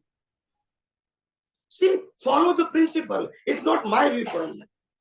Because of એને જે સમજાયું તે લખ્યું છે. નંબર 1, અનુભવ્યું નથી. ભગવાનની વાણી જે સાંભળીને જે આગળ વધી, ધારણ કરેલી, હવે ખબર પડી કે આપણી ધારણ કરવાની શક્તિઓ ઘટતી જાય છે. માટે ભેગા થઈને એવી વાતો જેને જે સાંભળી છે એ બોલો, લખવા માંડીએ. પછી તો આ પણ રહેશે, અને એ પણ ભગવાન મહાવીરના 1000 સાલના નિર્વાણ પછી લખાય. એપ્રોક્સિમેટ. બરાબર છે? વિચાર કરો. આફ્ટર 1000 years તમે વિચાર કરો. ખ્યાલ આવ્યો? That is the fact. અને પાછું અત્યારે જે આગમ છે એ પાછા ઓરિજિનલ નથી. ટીકા છે. એટલે I am not talking about the wrong. It is a relative truth. પણ અનુભવી પાછી લખાયા નથી અથવા નીકળ્યા નથી, માટે એને યુનિવર્સલ ટ્રુથ ના કહેવાય. સમજાવે? પણ રિલેટિવ ટ્રુથ જરૂર કહેવાય. સમજાય છે? એટલે ઘણી બધી વાતો એવી છે કે જે મિસિંગ લિંક છે, જે નીકળી નથી. એનું કારણ એવું છે કોઈ લખવી નથી, પણ કોઈને એ સબ્જેક્ટ આવવો જોઈએ ને તો લખાય ને. આજે દાદા ભગવાન જે બોલ્યા છે, બરાબર છે, એ આપવામાં આવ્યું, નો ક્વેશ્ચન. પણ જે અનુભવ થયો બધું આવ્યું અંદર નથી આવ્યું. તો જે નથી આવ્યું એ આજે કોઈ વાત કરે, હવે તમે આપ તો મારી માથે નથી, તો હું શું કરું? સત્સંગ કરીએ છીએ જેના માધ્યમથી આપણે શબ્દ દ્વારા જગતને ડિવેલ્યુ કરવાની એફર્ટ કરીએ છીએ, અથવા જગત કુદરતી કાનૂન ચાલે છે પૂરા યુનિવર્સને. મારી દ્રષ્ટિમાં ડિવેલ્યુડ સમજો, એ ખોટું છે એવું નહીં. મારા માટે એ કામનું છે. એ સબ્જેક્ટને હું ડિવેલ્યુ કરું છું, because I am a pure soul. I am a permanent and I have all kind of infinite power. So I don't need anything from this world as a pure soul. So it's a value of zero. આપણે કુદરતની value zero નથી કરવાની મારા વિઝનમાં, ક્યોંકि મારે જરૂર નથી, દુનિયાને જરૂર છે. ને નેચર ઇઝ નોટ રોંગ. એ તો કોઝને શું આપે છે? ઇફેક્ટ આપે છે. એક તો ખોટું કહેવાય, પણ હું વેલ્યુ કરું છું કુદરતનું હોવા છતાં. That is my mistake. એટલે એ હું વેલ્યુ કરું છું કે જ્ઞાનાવરણ, મતલબ આદિ કર્મો મને વેલ્યુ, ત્રણ વસ્તુ, મિથ્યા જ્ઞાન, મિથ્યા દર્શન, મૌન્ય કર્મો, આ ત્રણ વેલ્યુ કરાવે છે. એનું એક નામ અજ્ઞાન. હવે એને જે આપણે આવા શબ્દ દ્વારા સત્સંગથી સમજવાની કોશિશ કરીએ તો શું એ શબ્દના માધ્યમથી આવી રીતે ક્ષય થઈ શકે? શબ્દના માધ્યમથી ક્ષય ના થાય, શબ્દના માધ્યમથી સમજાય, એને વાગોળે, પછી ઉપયોગ કરવાથી થાય. સ્લોલી સ્લોલી ઉપયોગ શું કરે? આજ જે સનાતન મેળવ્યું, જ્ઞાન દર્શન બે સનાતન છે. અત્યાર સુધી આપણે જ્ઞાન સનાતન માર્યું, દર્શન સનાતન ના સમજ્યા. દાદા ભગવાન પાસે પણ રિલેટિવમાં કહ્યા આપણે ખાલી રિયલ ને સનાતન માન્યું. અહીંયા બે સનાતન છે. રિલેટિવ પણ સનાતન છે, કુદરત, કુદરતી કાનૂન ને કુદરતી રચના, અને રિયલ પણ સનાતન છે. માટે અજ્ઞાન જશે, પેલામાં જશે નહીં. પેલામાં માટે પુરુષાર્થ આવ્યો, સામાયિક કરો, પ્રતિક્રમણ કરો, આરતી કરો. આ આવ્યું, ફોર્મેટ આવી ગયું. કારણ કે રિલેટિવ જે છે એ સાયન્સ પ્રોજેક્ટ ના થયું. એમને અનુભવ થઈ ગયો હતો વિજ્ઞાનનો, પણ એમને વિજ્ઞાન ન આપ્યું. એનો આપણે વાત થઈ ગઈ. જેમ દાદાજીએ કહ્યું કે સામિપ્ય ભાવને લઈને ભ્રાંતિ ઉત્પન્ન થાય છે, ભ્રાંતિથી એક રૂપ ભાસે છે, અને એ જ આખા જગત, એ જ ભ્રાંતિ. આ રિલેટિવ સત્યની વેલ્યુ. હા, એટલે હું એ જ કહેવા માંગુ છું કે પેલું તો ઓટોમેટિક ડિસ્ચાર્જ છે, 100%. જ્ઞાનાવરણ મોહનીય, પણ વેલ્યુ લાઈવ વાળો કરે છે એટલે ક્લિયર થાય છે. મારે એનો ક્ષય કરવાનો છે કે મારે ભ્રાંતિનો ક્ષય કરવાનો? ભ્રાંતિનો ક્ષય, કારણ કે ભ્રાંતિ એની પાસે છે. ભ્રાંતિમાં આમાંની કોઈ વસ્તુ આવતી નથી. તમારે જગતનો ક્ષય નથી કરવાનો. એ કુદરતે બનાવ્યું છે, કુદરત ચલાવે છે, અને કુદરત પણ લાવશે. ઇન્ક્લુડિંગ યોર મન વચન કાયા ટુ, કારણ કે પેકેજ છે. ઓકે, તમારે તમારી અંદર રહેલી ભ્રાંતિ live ઈગોમાં, they connected with the belief. It is on a storage. Okay, the belief is in a storage. Okay, not discharge. Listen carefully. Discharge છે, એમાં કઈ કરવાનું નથી. એમાં પણ મન બુદ્ધિ ચેતના અહંકાર છે, એ પણ ડિસ્ચાર્જ છે. પણ જે તમારી પાસે સ્ટોરેજ છે, મિથ્યા જ્ઞાન, મિથ્યા દર્શન, મૌન્ય કર્મ, અનંત અવતારનું, જેને આપણે ઘાતી કર્મ કીધું, એ કુદરત ડિસ્ચાર્જ કરતું નથી. એ તમારે કરવું પડશે. કારણ કે જ્ઞાન તમે માન્યું છે, અજ્ઞાન તમારે માનવું પડશે. ભ્રાંતિ ભાવ અને ઘાતી કર્મ એક જ વસ્તુ છે? યસ. તો ઘાતી કર્મ એટલે શું? આત્માની અનંત શક્તિનો ઘાત કરે છે, because of the wrong belief. ઘાતી કર્મ એટલે એવું બનતા પ્રસંગોમાં મને ઊંધું દેખાય છે, અને ભ્રાંતિ ભાવ એટલે એની સાથે હું તન્મયાકાર કરું. એક મિનિટ, ઊંધું દેખાડે છે એનું કારણ શું? એટલે એ ઘાતી કર્મ છે, ઊંધું દેખાડે છે. આને આમ પછી ઊંધું દેખાડ્યું, પછી તન્મયાકાર સેકન્ડરી આવે. અજ્ઞાન છે, પછી તન્મયાકાર આવે. પણ અજ્ઞાન ના હોય તો? એટલે તો બોલું કે ભ્રાંતિ ભાવ એક જુદો કોમ્પોનન્ટ છે એવું લાગે છે, રાધર દેન ઘાતી કર્મ. કારણ કે ઘાતી કર્મ સમજાવ. ઘાતી કર્મ એ અજ્ઞાનથી કેટલા અવતારોથી ક્યુમ્યુલેટ થઈને બંધાયેલું છે. Now in a stock after so many previous birth. Okay, હવે આજે તમને સમ્યક જ્ઞાન, સમ્યક દર્શન થયું એટલે ઝીરો થવાનું નથી. કારણ કે સ્ટોક છે, એ ડિસ્ચાર્જ નથી. મેં પહેલા કીધું, ઘાતી કર્મ ડિસ્ચાર્જ નથી, એને ઇરેઝ કરવા પડે, ડિસ્ચાર્જ ના થાય એને. કારણ કે જ્ઞાન દર્શન, મિથ્યા જ્ઞાન, મિથ્યા દર્શનથી તમે એની વેલ્યુ કરી છે. So it is your capital. અજ્ઞાનની કેપિટલ છે. એ વિજ્ઞાનથી તમારે ઇરેઝ કરવું પડશે. એમાં કુદરત વચ્ચે નહીં આવે. જો કુદરતને લાવવાનું હોય વચ્ચે, તો પછી પુરુષાર્થ શબ્દની ક્યાં જરૂર છે? એ જ કરશે. કુદરત હંમેશા પરિણામ વાળા ભાગમાં હોય. કયા ભાગમાં? પુરુષાર્થ વાળા ભાગમાં. મિથ્યા જ્ઞાન, મિથ્યા દર્શનમાં પણ કુદરત ના હોય. સમ્યક જ્ઞાન, સમ્યક દર્શનમાં પણ ના હોય. અને કેવળ દર્શન, કેવળ જ્ઞાનમાં કુદરત ના હોય. ખ્યાલ? એ તમારા પુરુષાર્થનું ફળ છે. It is totally internal. મિથ્યા જ્ઞાન, મિથ્યા દર્શન ઇન્ટરનલ, સમ્યક જ્ઞાન, સમ્યક દર્શન ઇન્ટરનલ, અને કેવળ જ્ઞાન, કેવળ દર્શન ઇન્ટરનલ. એટલે જે આઉટરનલ છે, મન વચન કાયા, એ કુદરતના હાથમાં છે. મન વચન કાયા એટલે તેની અવસ્થા માત્ર કુદરતી રચના છે. પણ જે લાઈવ ઈગો છે, એ કુદરતના હાથમાં નથી. ને એ જોનું અસુર ખલાસ થઈ જાય, એમના મોક્ષ ના અસુર તારે ખલાસ થાય કે જયારે કેવળ દર્શન થાય. શું થાય? with the help of નિશ્ચય of I am a pure soul. તો કેવળ દર્શન થાય ત્યારે કેવળ જ્ઞાન ઉદિત પડશે. કેમ કે કેવળ દર્શન થઈ ગયું, હવે સંસાર શું જોઈએ છે કે જોઈએ છે, હવે આત્માની જ અનુભૂતિ, એ જ બીજ, એનું જ ફળ. ખ્યાલ આવ્યો? જીવ પ્રકૃતિ સાથે તન્મયાકાર એ એના ઘાતી તર્ગોના લીધે થાય છે કે ભ્રાંતિને લીધે થાય છે? હા, તન્મયાકાર સમજી ગયો. તમે એક જ શબ્દ બોલી, એ તન્મયાકાર થાય છે એ ભ્રાંતિના જ્ઞાનના ઉપયોગથી થાય છે. ભ્રાંતિ હોય સત્તામાં એટલે તન્મયાકાર થાય એવું જરૂરી નથી. અને હવે આગળ સમજો, 99% અજ્ઞાન ખલાસ થઈ ગયું. એટલું 1% બાકી રહ્યું. કેવળ દર્શનમાં 1% બાકી રહ્યું. 99% ફિનિશ થઈ ગયું, પણ 1% અજ્ઞાન સત્તામાં છે. મિથ્યા જ્ઞાન, મિથ્યા દર્શન, મૌની તરીકે. Okay, only 1%. તો પણ જીવ નર ગતિના કર્મમાં જઈ શકે. અજ્ઞાન એટલે અજ્ઞાન, સમજી ગયા? એટલે અજ્ઞાનને લાઇટમાં લેશો નહીં. It is a fully awareness is required. Fully awareness 100%. એનું નામ કેવળ દર્શન. અજ્ઞાન અને દર્શન વચ્ચે શું છે? દર્શન મિથ્યા છે, જ્ઞાન મિથ્યા છે, તો અજ્ઞાન છે. તો મૌની છે. મૌની વગર અજ્ઞાન, મિથ્યા જ્ઞાન, મિથ્યા દર્શન નામ. મૌની એટલે શું? સિમ્પલ ડેફિનેશન આમ આદમી માટે, આત્મા સિવાય સંસારમાં સુખ છે એવું માનવું, સમજવું, અનુભવવું, એનું નામ મૌન્ય કર્મ. તો પછી મિથ્યા જ્ઞાન, મિથ્યા દર્શન છે તો જ તમે માગણી કરશો ને, આત્મા સિવાય ની. કઈ રીતે કરશો? જો મૌન્ય નહીં હોય તો માગણી કઈ રીતે કરશો કે મારે આ જોઈએ છે? એટલે મૌન્ય કર્મ છે તો મિથ્યા જ્ઞાન, મિથ્યા દર્શન છે.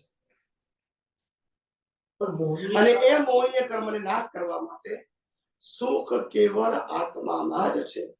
સંસારમાં સુખ છે નહીં, અને કુદરતે સુખ દુઃખનો સ્વભાવ મૂક્યો જ નથી. ફક્ત તમારું સફરિંગ છે. એ બિલીફને આધારે સુખ દુઃખ લાગે છે. કુદરત કોઈને સુખ ના વાંધો નહીં. It's okay, it's okay.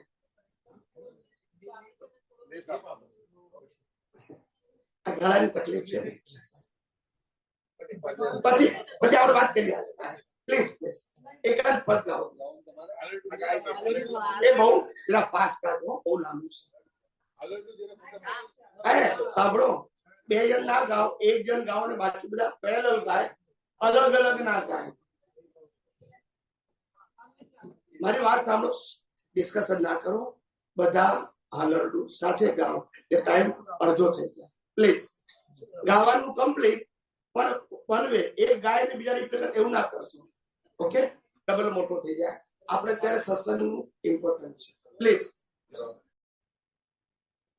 જ્યાંથી આપણે અટક્યું ત્યાંથી સ્ટાર્ટ કરશો. પ્લીઝ.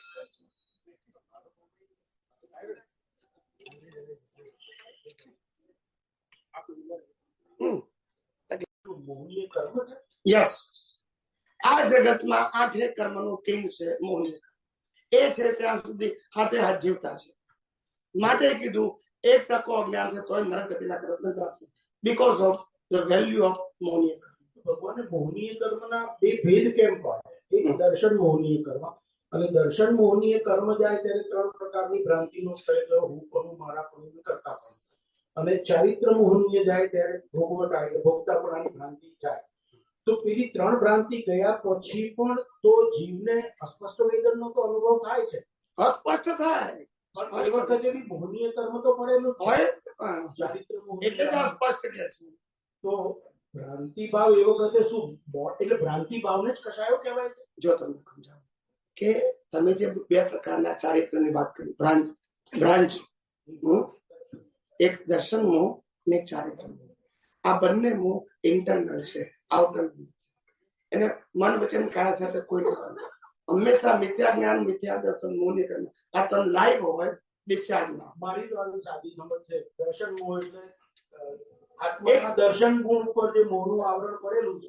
પ્રિન્સિપલ સમજો, બંને લાઈવ હોય ને મન વચન કાયા મિકેનિકલ છે એટલે લાગુ ના પડે. એટલે પ્રિન્સિપલ સમજો કે મન વચન કાયાને દર્શન મોહ અને ચારિત્ર મોહ શબ્દ લાગુ. બંને લાઈવ હોય. લાઈવ હોય એટલે શેમાં હોય? લાઈવ ઈગોમાં. આત્મામાં નહીં, પ્રકૃતિમાં. હવે લાઈવ ઈગોમાં આ છે, એના બે ભાગ છે.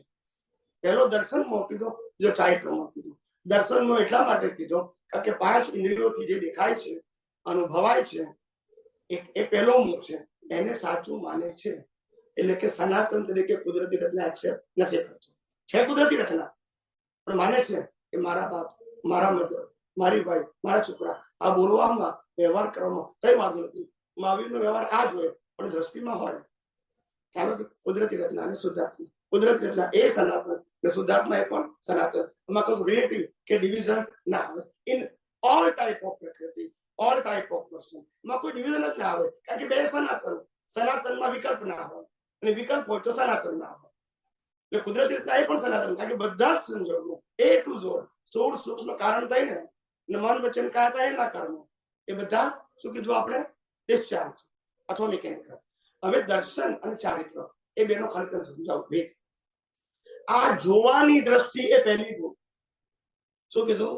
જોવાની દ્રષ્ટિ. હા, એ દર્શનની ભૂલ છે. અને જોવાની દ્રષ્ટિ પછી તમે એનો ઉપયોગ કરો જે જોયું એનાથી, એ ચારિત્ર થયું. ચારિત્ર એટલે કર્મ. મિથ્યા ચારિત્ર એનાથી કર્મ, ને સમ્યક ચારિત્રથી કર્મનો નાશ. એ જ ચારિત્ર શુદ્ધો કરાયો. બંને અંદર છે. મિથ્યા પણ અંદર, સમ્યક પણ અંદર. મિથ્યા દર્શન પણ અંદર, સમ્યક દર્શન પણ અંદર. ખ્યાલ આવી ગયો? અને બંને ઉપયોગ અને અનુભૂતિમાં આવે. ઉપયોગ અને અનુભૂતિ. મેં જેવું દુનિયા જોઈ, ઇન્દ્રિય જોવાનું છું, પણ એ જોયા પછી જે મને ઊભું થયું એને ચારિત્ર કહેવાય. દેખાય તો બધાને. રામને એની પત્ની સીતારામ પત્ની દેખાય. પ્રેક્ટિકલ લેવલે મારા જીવનમાં હું જોઉં તો એક દ્રશ્ય મને દેખાય છે, અથવા એક બનતો પ્રસંગ મને દેખાય છે. બરાબર છે. અને એ દેખાવું એ તો રટાઈના અથવા તો એ ઇન્દ્રિય જ્ઞાન છે. અને પછી બુદ્ધિની અંદર એ દેખાય છે. યસ. બરાબર. હવે આ જે દેખાયું એમાં મેં માન્યું કંઈક. there is a difference. Yes. દેખાવું એક વસ્તુ છે Yes. અને Yes. માનવું બીજી વસ્તુ. એ પ્રોસેસ છે, એ ઉપયોગ છે. એ વખતે અજ્ઞાની જીવ યુઝ્યુઅલી જે દેખાય છે એને જ માને છે. યસ. અને જે કંઈક અંશે થોડોક સંવિત જ્ઞાની થયેલો છે એ જીવ એને તમે જે થોડું રિફાઇન કરે છે. હા, રિયલ રિલેટિવ વ્યવસ્થિત એવું સમજીને એને એ પ્રસંગને એ રીતે જોવાની કોશિશ કરે, યસ. જેના દ્વારા એની માન્યતા સેટ થાય. તો આ માન્યતાને દર્શન કહેવાય ના, કે આ ઉકલતી માન્યતાને ના. દર્શન કહેવાય? ના. તો દર્શન એટલે માટે મેં કીધું બે સનાતન જોઈએ. પહેલા તમે સ્ટાર્ટિંગમાં કહી દીધું જ્ઞાન દર્શનમાં અહીંયા જ્ઞાન સનાતન આપ્યું, દર્શન સનાતન ના આપ્યું. વ્યવસ્થિત શક્તિ એ સનાતન દર્શન હતું. પણ ક્યારે દર્શન કહેવાય? એ વિજ્ઞાન રૂપે હોય તો કુદરત, કુદરતી કાનૂન, કુદરત ત્રણ સમજાયું હોત ને તો એ દર્શન સનાતન થઈ જાય. પણ એ ના સમજાયું. તમને વ્યવસ્થિત શક્તિનો ઉપયોગ કરવાનું કીધું. તો એ રિલેટિવ શક્તિ થઈ ગયું. શું થઈ ગયું? રિલેટિવ એ જ કુદરતી રચના હતી. ઓલ ટાઈપ ઓફ આઈધર સ્થૂળ, સૂક્ષ્મ ઓર કારણ, તઈને રિલેટિવ ને તઈને કુદરતી રચના છે. કુદરતી રચના તો એને જાણ્યું છે. જાણવું અને માનવું વચ્ચે કોઈ મોટો ગેપ છે. એટલે માનવું, જોવું અને માનવું. માનવું ઇઝ અ ઇમ્પોર્ટન્ટ થિંગ. હા, એનો ઉપયોગ છે. માનવું એ જીવની જોવું. પોતાની શ્રદ્ધા પર આધારિત. દેખો, પહેલી વસ્તુ ઇન્દ્રિય જ્ઞાન. એટલે ધ્યાનથી સાંભળજો. ઇન્દ્રિય જ્ઞાન એની પાછળ અંતસ્કરણનું જ્ઞાન. આ અંતસ્કરણ પણ ડિસ્ચાર્જ, ઇન્દ્રિય જ્ઞાન પણ ડિસ્ચાર્જ. સાંભળજો બરાબર. ઇન્દ્રિય જ્ઞાન સાંભળ્યું, જોયું, ચાખ્યું, સ્પર્શ કર્યું, આ બધું ઇન્દ્રિય જ્ઞાન. અને એને સમજ્યો, રિયલાઇઝ કર્યું, ભોગવ્યું, ગુડ કે બેડ ના ફોર્મમાં, એ પણ ડિસ્ચાર્જ, અંતસ્કરણ. એની પાછળ ચાર્જ છે, લાઈવ છે. એ લાઈવમાં જ્ઞાન દર્શન છે. મિથ્યા પણ હોય, સમ્યક પણ હોય, લો લેવલ ના હોય, હાઈ લેવલ ના હોય. ક્યાં ઉપયોગ શબ્દો વપરાય? ડિસ્ચાર્જ અંતસ્કરણમાં ઉપયોગ શબ્દ ના વપરાય. ભલે એ ઉપયોગ કરે તોય ભાઈ આ મને બહુ ગમ્યું, ના ગમ્યું, ભાવ્યું, ના ભાવ્યું, મારે તો આવું જોઈએ, આ બધું ડિસ્ચાર્જ વાળો કરે છે. એ લાગે ખરું લાઈવ, પણ છે એ ડિસ્ચાર્જ ના જ ફોર્મ છે બધા. મન, બુદ્ધિ, ચિત્ત, અહંકાર, એનું એક નામ મન, સ્પીચ અને વાણી. આ ત્રણે ત્રણ ડિસ્ચાર્જ, 3 બેટરીઝ તમે સાંભળ્યું છે, બરાબર છે. એની સામે લાઈવ અંતસ્કરણમાં નવી બેટરી તૈયાર થાય છે અંતસ્કરણની. So the live અંતસ્કરણ is a processing factory of a new cause. હવે એમાં જ્ઞાન દર્શન છે તો મોક્ષ માર્ગ માટે લાયક અને સહાયક સંજોગોના બીજ નાખો છો. અને મિથ્યા જ્ઞાન, મિથ્યા દર્શન છે તો સંસારને લાયક અને સહાયક સંજોગોના બીજ નાખો છો. બંનેમાં પુરુષાર્થ છે, બંનેમાં બીજ પડે છે, બંનેમાં ફળ આવશે. અહીંયા સાહેબ ભગવાનની વાતને એક્સપ્લેન કરીએ કે કારણ કે એ જ લેવલે ભગવાને જે 5 પર્યાયોનું વર્ણન કર્યું, મતલબ 7 તત્વોમાં જે વર્ણન કર્યું કે જીવ અજીવ પછી આશ્રવ સંવર બંધ નિર્જરા અને મોક્ષ. તો આશ્રવ સંવર એટલે આશ્રવ જે થાય છે એ શેમાંથી થાય? બરાબર છે. અને એ જ વખતે જીવ પુરુષાર્થે કરીને સંવરમાં રહે છે કે અપુરુષાર્થ મતલબ રોંગ મિથ્યા પુરુષાર્થ છે બંધમાં પડે છે? કારણ કે આપણે જે બહુ એક્ઝેક્ટલી એ જગ્યાએ વસ્તુ બને. યસ, કારણ કે એ 5 પર્યાયો તત્સમયની જીવની તત્સમયની તત્ક્ષણની પર્યાયોમાં યસ યસ 100%. એક વસ્તુ આ બાજુ નિર્જરા થઈ રહી છે કે આપણે કેવું ડિસ્ચાર્જ અંતસ્કરણ ને મનોબુદ્ધિ ચિત્ત. હવે એ જ વખતે જેમ આપણે કહીએ કે આધ્યાત્મિક માર્ગ એ ચિત્ત શુદ્ધિનો માર્ગ છે, તો ચિત્ત એને જ દર્શન જ્ઞાન કહેવાય, એને જ અદર્શન અજ્ઞાન કહેવાય. તમને આ સાચું કહી દઉં, કારણ કે તમે બોલ્યા એટલે મને જવાબ આપી દેવો પડશે, નહીં તો સાંભળનારને કન્ફ્યુઝન થશે કે આનો મિનિંગ શું એ નહીં ખબર પડે. એટલે મારી જવાબદારી છે. પછી આપણે બીજું સ્ટેપ લઈએ. તમે 7 વસ્તુ કીધી ને એમાં સંવર પૂર્વક નિર્જરા અને બંધ પૂર્વક નિર્જરા. નિર્જરા શબ્દ કોમન છે, એ ડિસ્ચાર્જ છે, એમાં કોઈ પુરુષાર્થ નથી. પણ સંવર ને આશ્રવ એમાં પુરુષાર્થ છે. આશ્રવ પૂર્વક નિર્જરા એટલે બંધ સાથે, અને સંવર પૂર્વક નિર્જરા એમના મોક્ષ. આશ્રવ પૂર્વક નિર્જરા મોક્ષ એટલે એ અવસ્થામાં, નોટ ફૂલ મોક્ષ. દાદાજી કહ્યું કે આશ્રવાસુ પરિશ્રમ. જો અક્રમ વિજ્ઞાન ને ક્રમ વિજ્ઞાનનો કદાચ આ જગ્યાએ ડિફરન્સ પડે છે, કારણ કે ક્રમિકમાં આશ્રવ એટલે બંધ 100% કહેવામાં આવે. ઓકે. અને અક્રમ વિજ્ઞાનમાં એવું કહું કે આશ્રવને પણ પરિશ્રમ તરીકે જો જાણી શકે તો એ પણ સંવરપૂર્વક નિર્જરા છે. હવે આ સિક્રેટ સમજ કહું.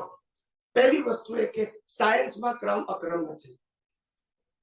શું કીધું? સાયન્સ એ યુનિવર્સલ ટ્રુથ. નંબર 1.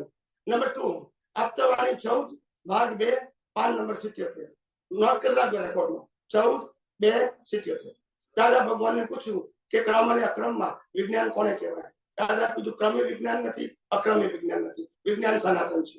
ક્રમ અક્રમ બંને વાળા વિજ્ઞાન સમજવું પડશે. વિજ્ઞાનને ટાઇટલ ના હોય એ ક્રમ અક્રમ ઉડી ગયો. ક્રમ અક્રમ 2 માર્ગ છે, અને માર્ગને સનાતન ના કહેવાય. શું ના કહેવાય? સનાતન ના કહેવાય.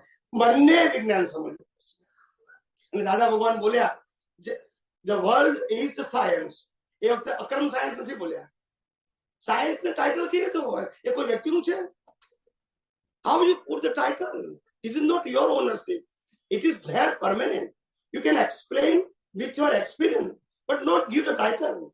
હા, તમે આપેલા માર્ગને ટાઇટલ આપી શકો કે અમારો અક્રમ માર્ગ છે, એનો ક્રમિક ઇઝ ઓકે. એ માર્ગને ટાઇટલ હોય, સાયન્સને ટાઇટલ. તો સાયન્સ ઇઝ બિયોન્ડ ક્રમ એન્ડ અક્રમ. ખ્યાલ આવી ગયો? અને જેને વિજ્ઞાન સમજાશે એ મુક્તિનો માર્ગ છે. ક્રમ અક્રમ ઇઝ અ પાથ.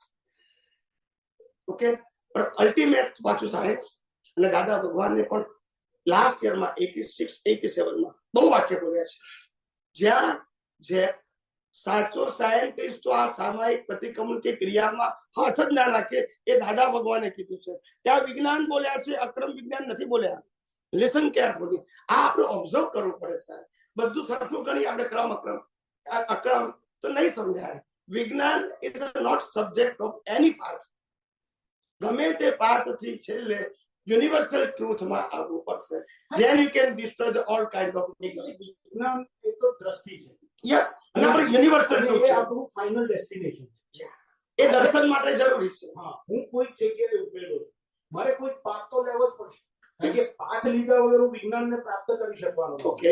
માટે જે પાથને હું સિલેક્ટ કરું, એ પાથના જે પ્રદર્શક હોય, એ પ્રદર્શકની હું વાતોને ગ્રહણ કરું તો હું પાથને ક્લેરિટીથી સમજી શકું. કરેક્ટ.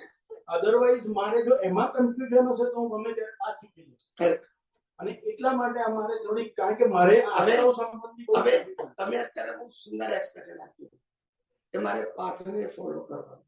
યસ, હું તમને કહું, દાદા ભગવાને કહ્યું છે અક્રમ is out of standard. Am I right? વિજ્ઞાન આઉટ ઓફ સ્ટાન્ડર્ડ. ખ્યાલ આવી ગયો? કોઈ પણ સ્ટાન્ડર્ડમાં જાઓ, ઇટ ઇઝ ગુડ, પણ છેલ્લે આઉટ ઓફ સ્ટાન્ડર્ડમાં જશો ત્યારે વિજ્ઞાનનો માર્ગ તમારામાં શરૂ થશે. ત્યાં સુધી આ પુણ્યનો માર્ગ છે, એને વેટનું વિજ્ઞાન છે. વિજ્ઞાન થયું નથી, પણ વેટનું કહેવાય બધા પાઠને. ભારત વર્ષના બધા પાઠને વેટનું કહેવાય. પણ જયારે વિજ્ઞાન પ્રાપ્ત થયું પછીનો રિયલ માર્ગ શરૂ થશે, પછી એના અવતારો કાઉન્ટ થશે. અને એ ખરેખર સાચું નિશ્ચય સંકેત છે.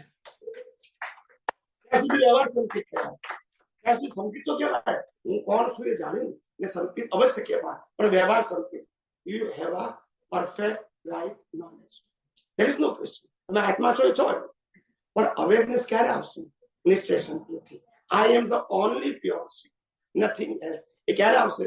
ત્યારે કુદરતી ઘટના સમજાશે. નહીં તો આ બરાબર છે, પેલું બરાબર છે, મારે સંસાર સુધારવાનું છે, બદલવાનું છે, ફેરવવાનું છે, મારે તો પુણ્ય જોઈશે, પુણ્ય વગર કેમનું ચાલશે? રિલેટિવ સત્યની વેલ્યુ છે સુધી રહેશે. એક વાત છે કુદરતી કાનૂન સમજાવવું, અને બીજી વાત છે કર્તા ભાવનો ક્ષય.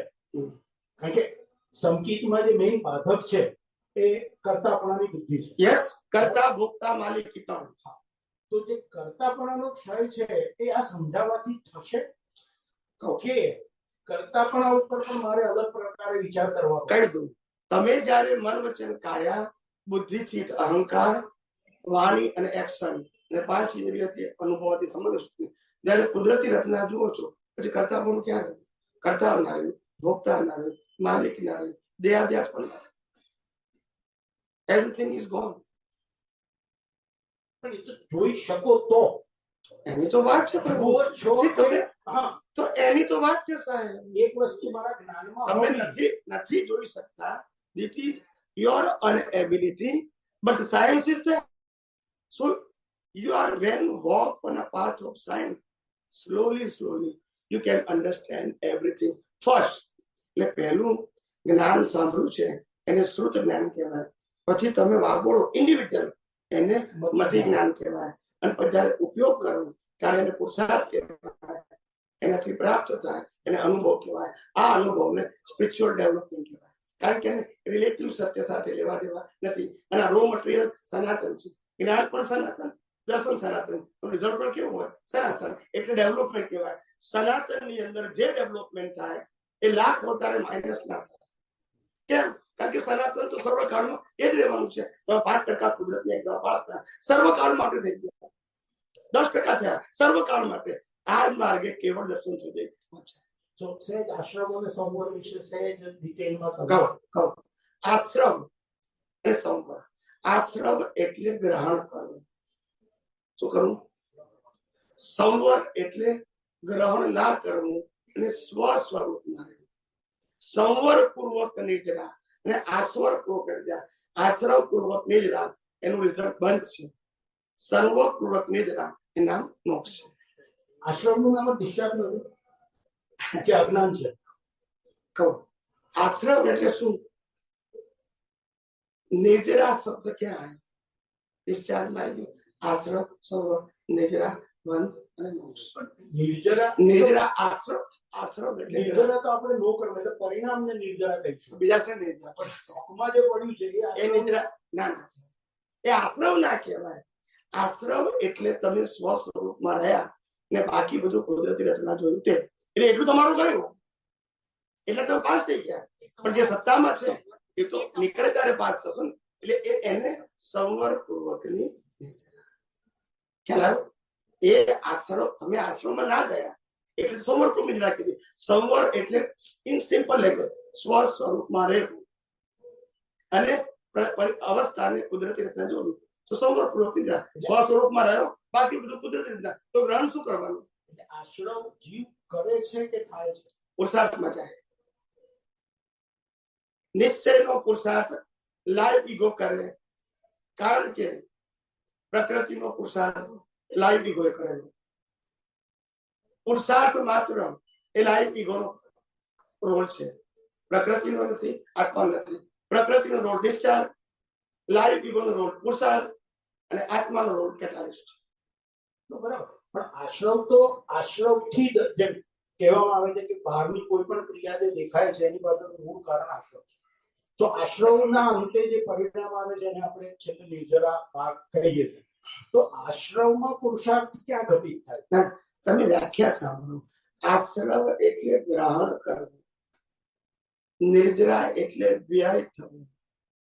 આશ્રમની એવી વ્યાખ્યા છે કે કર્મ રજોનું આત્મ પ્રદેશો સાથે બંધ થવું, ગ્રહણ થવું. હા, તો કર્મ બંધ એ તો કર્મ છે. આ તો પણ એ તો ચાર્જ થયું, ચાર્જ જોડાવું એટલે શું થયું? કર્મ પ્રદેશોમાં જોડાવું એટલે આત્મા પ્રદેશોમાં જોડાવું એટલે શું થયું? ઇટ્સ અ ગ્રહણ સાહેબ. નો કર્મમાં નિશ્ચય જોઈએ. નિશ્ચય એટલે નિર્જરા જે થઈ નિર્જરા એ આશ્રમના કારણે થઈ ગઈ છે. એક ગયા અવતાર એક પૂર્વેનો જે આશ્રમ પડ્યો ગયા અવતારના આશ્રમને કારણે અત્યારે નિદ્રા થાય છે. અત્યારનું આશ્રમ છે એ ચાર છે. એટલું કેમ માંગુ કે ત્યાં અત્યારનો આશ્રમ ન થયો એટલે અથવા તો એને પર ને પરાધીન એમ તો સંવર છે ના કરો નામ તો સંવર છે સાહેબ. તો માટે આશ્રમ જીવ કરતો નથી, કુદરતી ક્રમથી થઈ રહ્યો. હજુ પાછા બોલ્યા આશ્રમ એ પુરુષાર્થ નો ભાગ છે, ચાહે મિથ્યા હોય સંકિત હોય. આશ્રમ પુરુષાર્થ છે કે સંવર પુરુષાર્થ? આશ્રમ બી પુરુષાર્થ છે ને સંવર એ પુરુષાર્થ છે. પેલો મિથ્યા પુરુષાર્થ છે, પેલો સમ્યક પુરુષાર્થ છે. સંવર એ પણ પુરુષાર્થ છે અને આશ્રમ એ પણ પુરુષાર્થ છે. સંવરપૂર્વક નિર્જરા, આશ્રમપૂર્વક નિર્જરા એવો શબ્દ નથી, બે એક શબ્દ છે. સંવરપૂર્વક આશ્રમપૂર્વક નિદ્રા શબ્દ એટલા માટે ના પ્રકાર બંધ ઉકલે છે ને બંધ પડે છે, એમાં નિદ્રા થતું જ નથી. હા, એટલા માટે નિર્જરાના બે તો પછી પણ સંવરમાં નિદ્રા શબ્દ વપરાશે કારણ કે નવ બંધાતું. એટલે ત્યાં બે ભેદ પાડવામાં આવ્યા કે બે અકાલ નિર્જરા અને સકામ. એટલે આમાં એક ઉકલે છે, બીજું મીઠાઈ છે ને સંવરમાં. એટલે બંને રિલેટિવ છે. ઉકલતું પણ રિલેટિવ સત્ય અને બંધાતું પણ એ જ રીતે અહીંયા આગળ ઉકલે છે રિલેટિવ સત્ય અને સંવર મજબૂત થાય છે. તમારું દર્શન મજબૂત થાય છે. હું શુદ્ધાત્મા છું અને બાકી બધું કુદરતના એ જ્ઞાન મજબૂત છે. કુદરતી રચના જોઈ માટે તો સંવર તમને પુરુષાર્થ કહીશું ને. સંવર ને પુરુષાર્થ કહેવાય. એમ તો મેં કીધું સાહેબ, પેલો સંકિત પુરુષાર્થ ને પેલો મિશ્રા પુરુષાર્થ. આશ્રવ તો પુરુષાર્થમાં ના આવે. આશ્રવ પુરુષાર્થમાં ઘટિત નથી થતું. તમે સમજ્યા ને?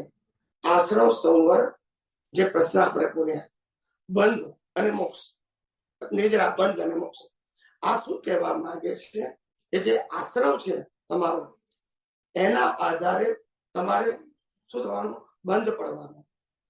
કારણ કે મોક્ષ નથી. અહીંયા સંવર નિજરા મોક્ષ છે. અહીંયા ખ્યાલ ગયો? અહીંયા આશ્રમ નિજરા ને બંધ છે. ખ્યાલ આવ્યો? અહીંયા આગળ ઉકલતું નથી માટે બંધ છે ને પેલામાં ઉકલે છે એટલે સંવર પૂર્વક નિર્જરા કીધી. ખ્યાલ આવ્યો? અહીંયા નિર્જરા શબ્દ વપરાય પણ બંધ સાથે છે ને અહીંયા નિર્જરા શબ્દ વપરાયો પણ બંધ વગર. એ નિર્જરા શબ્દ બંનેમાં કોમન છે પણ અહીંયા બંધ છે. અહીંયા મોક્ષ એટલે અલ્ટિમેટલી મળવાનું એ અવસ્થાનો મોક્ષ થઈ ગયો. મીન્સ તમારું નવું બંધ ના થાય. ધેટ ઇઝ ધ મોક્ષ. કારણ કે એક અવસ્થામાંથી મોક્ષ થાય નહીં પણ આ અવસ્થામાં નવું કર્મ ના બંધાય. ધેટ ઇઝ સબ્જેક્ટ ટુ મોક્ષ. નવો બંધ ન પડ્યો એટલા માટે મોક્ષ છે. એટલે સંવર પૂર્વક નિર્જરા. શું કીધું? આશ્રવ પૂર્વક નિર્જરા નહીં. આશ્રવ પૂર્વક તો પછી બંધ હોય. આશ્રવ પૂર્વક નિર્જરા એનું નામ બંધ ને સંવર પૂર્વક નિર્જરા એનું નામ મોક્ષ. ખ્યાલ રાખ્યું? એટલે અહીંયા બંધ અને મોક્ષ આ અગત્યનું છે. અહીંયા આશ્રમ અને સંવર અગત્યનું છે. નિર્જરા શબ્દ બંનેમાં કોમન આવશે. ડિસ્ચાર્જ તો બધાને હોય ને, છેલ્લા અવતારમાં આવ્યો. ખ્યાલ? એટલે ખાસ ધ્યાન રાખજો કે આપણે અનાદિકાળથી એક જ વસ્તુ જાણી નથી. ધર્મના માધ્યમથી કે જગત including your body and all circumstances કુદરતના હતા, કુદરતના છે અને કુદરતની પાસે રહેશે. હું આત્મા સિવાય કશું નથી અને આત્મા સિવાય મારું કશું નથી આ જગતમાં. આ બંને સનાતન, એનું નામ સમ્યક જ્ઞાન ને સમ્યક દર્શન. આના દ્વારા મિથ્યા જ્ઞાન, મિથ્યા દર્શન, મૌન્ય કર્મ ઝીરો કરવાનું. It's a process. આ પ્રોસેસ થી આ થશે ને થઈ નહીં જાય. You are under process. કેટલી વાર રહેશે, ચૂકાઈ જશે, રહેશે, ચૂકાઈ જશે ને અવતારો થશે.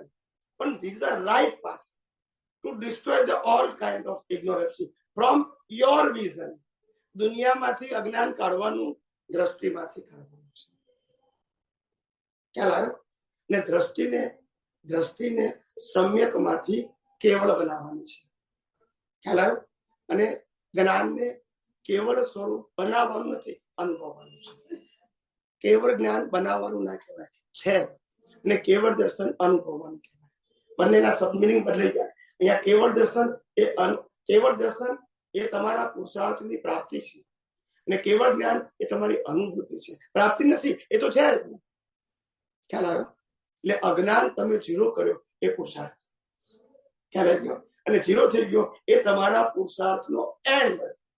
હવે પુરુષાર્થ ના થયો, શેના માટે કરવાનું? અજ્ઞાન ઝીરો થઈ ગયું. અને અજ્ઞાનના અસ્તિત્વને કારણે લાઈફ ઇગોનું અસ્તિત્વ છે, અને અજ્ઞાન ઝીરો એનું અસ્તિત્વ ખલાસ થઈ ગયું. રોલ નથી હવે પુરુષાર્થનો.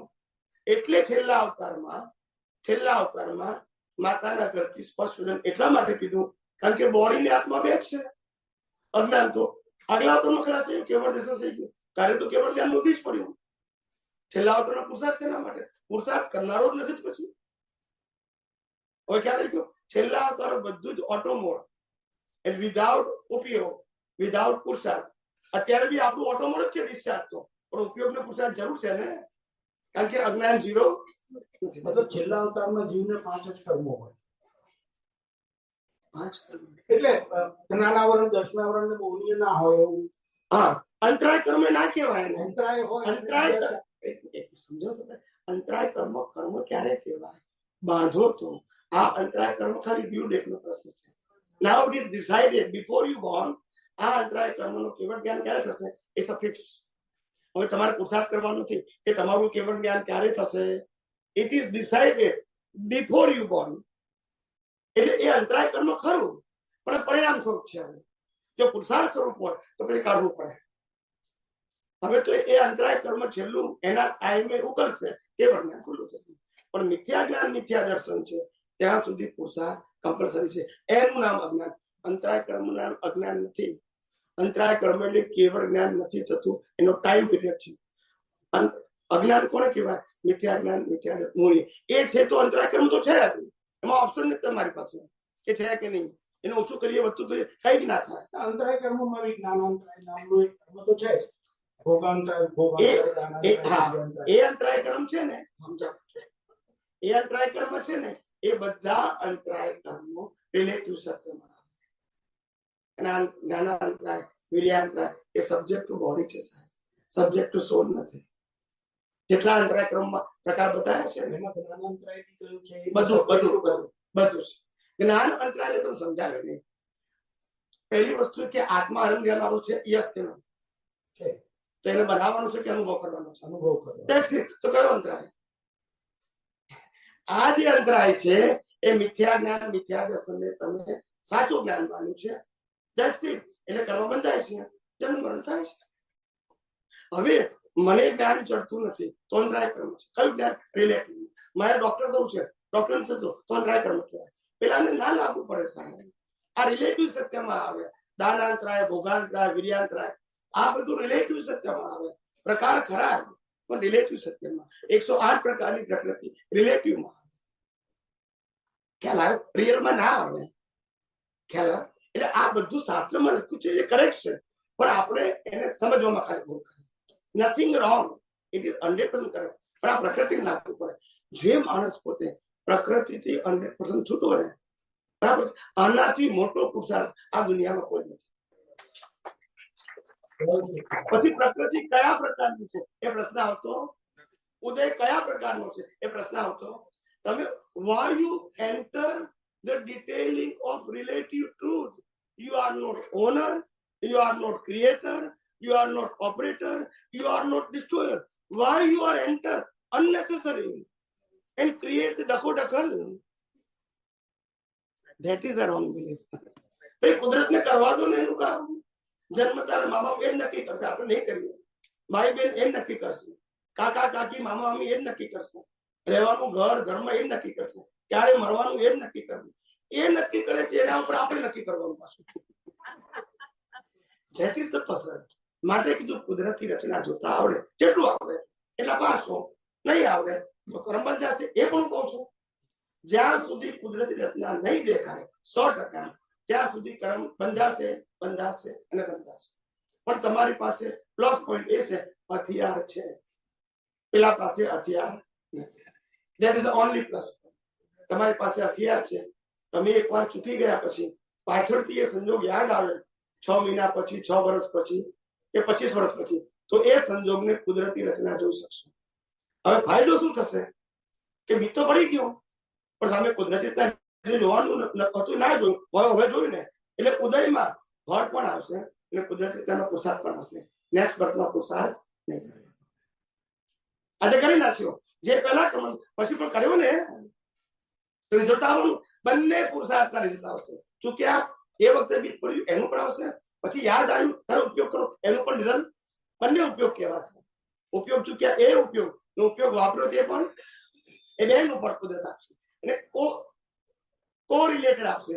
જે કર્મમાં તમે ઉપયોગ ચૂકી ગયા હતા એ જ કર્મમાં ઉપયોગ કર્યો એટલે એ જ વખતે આવશે.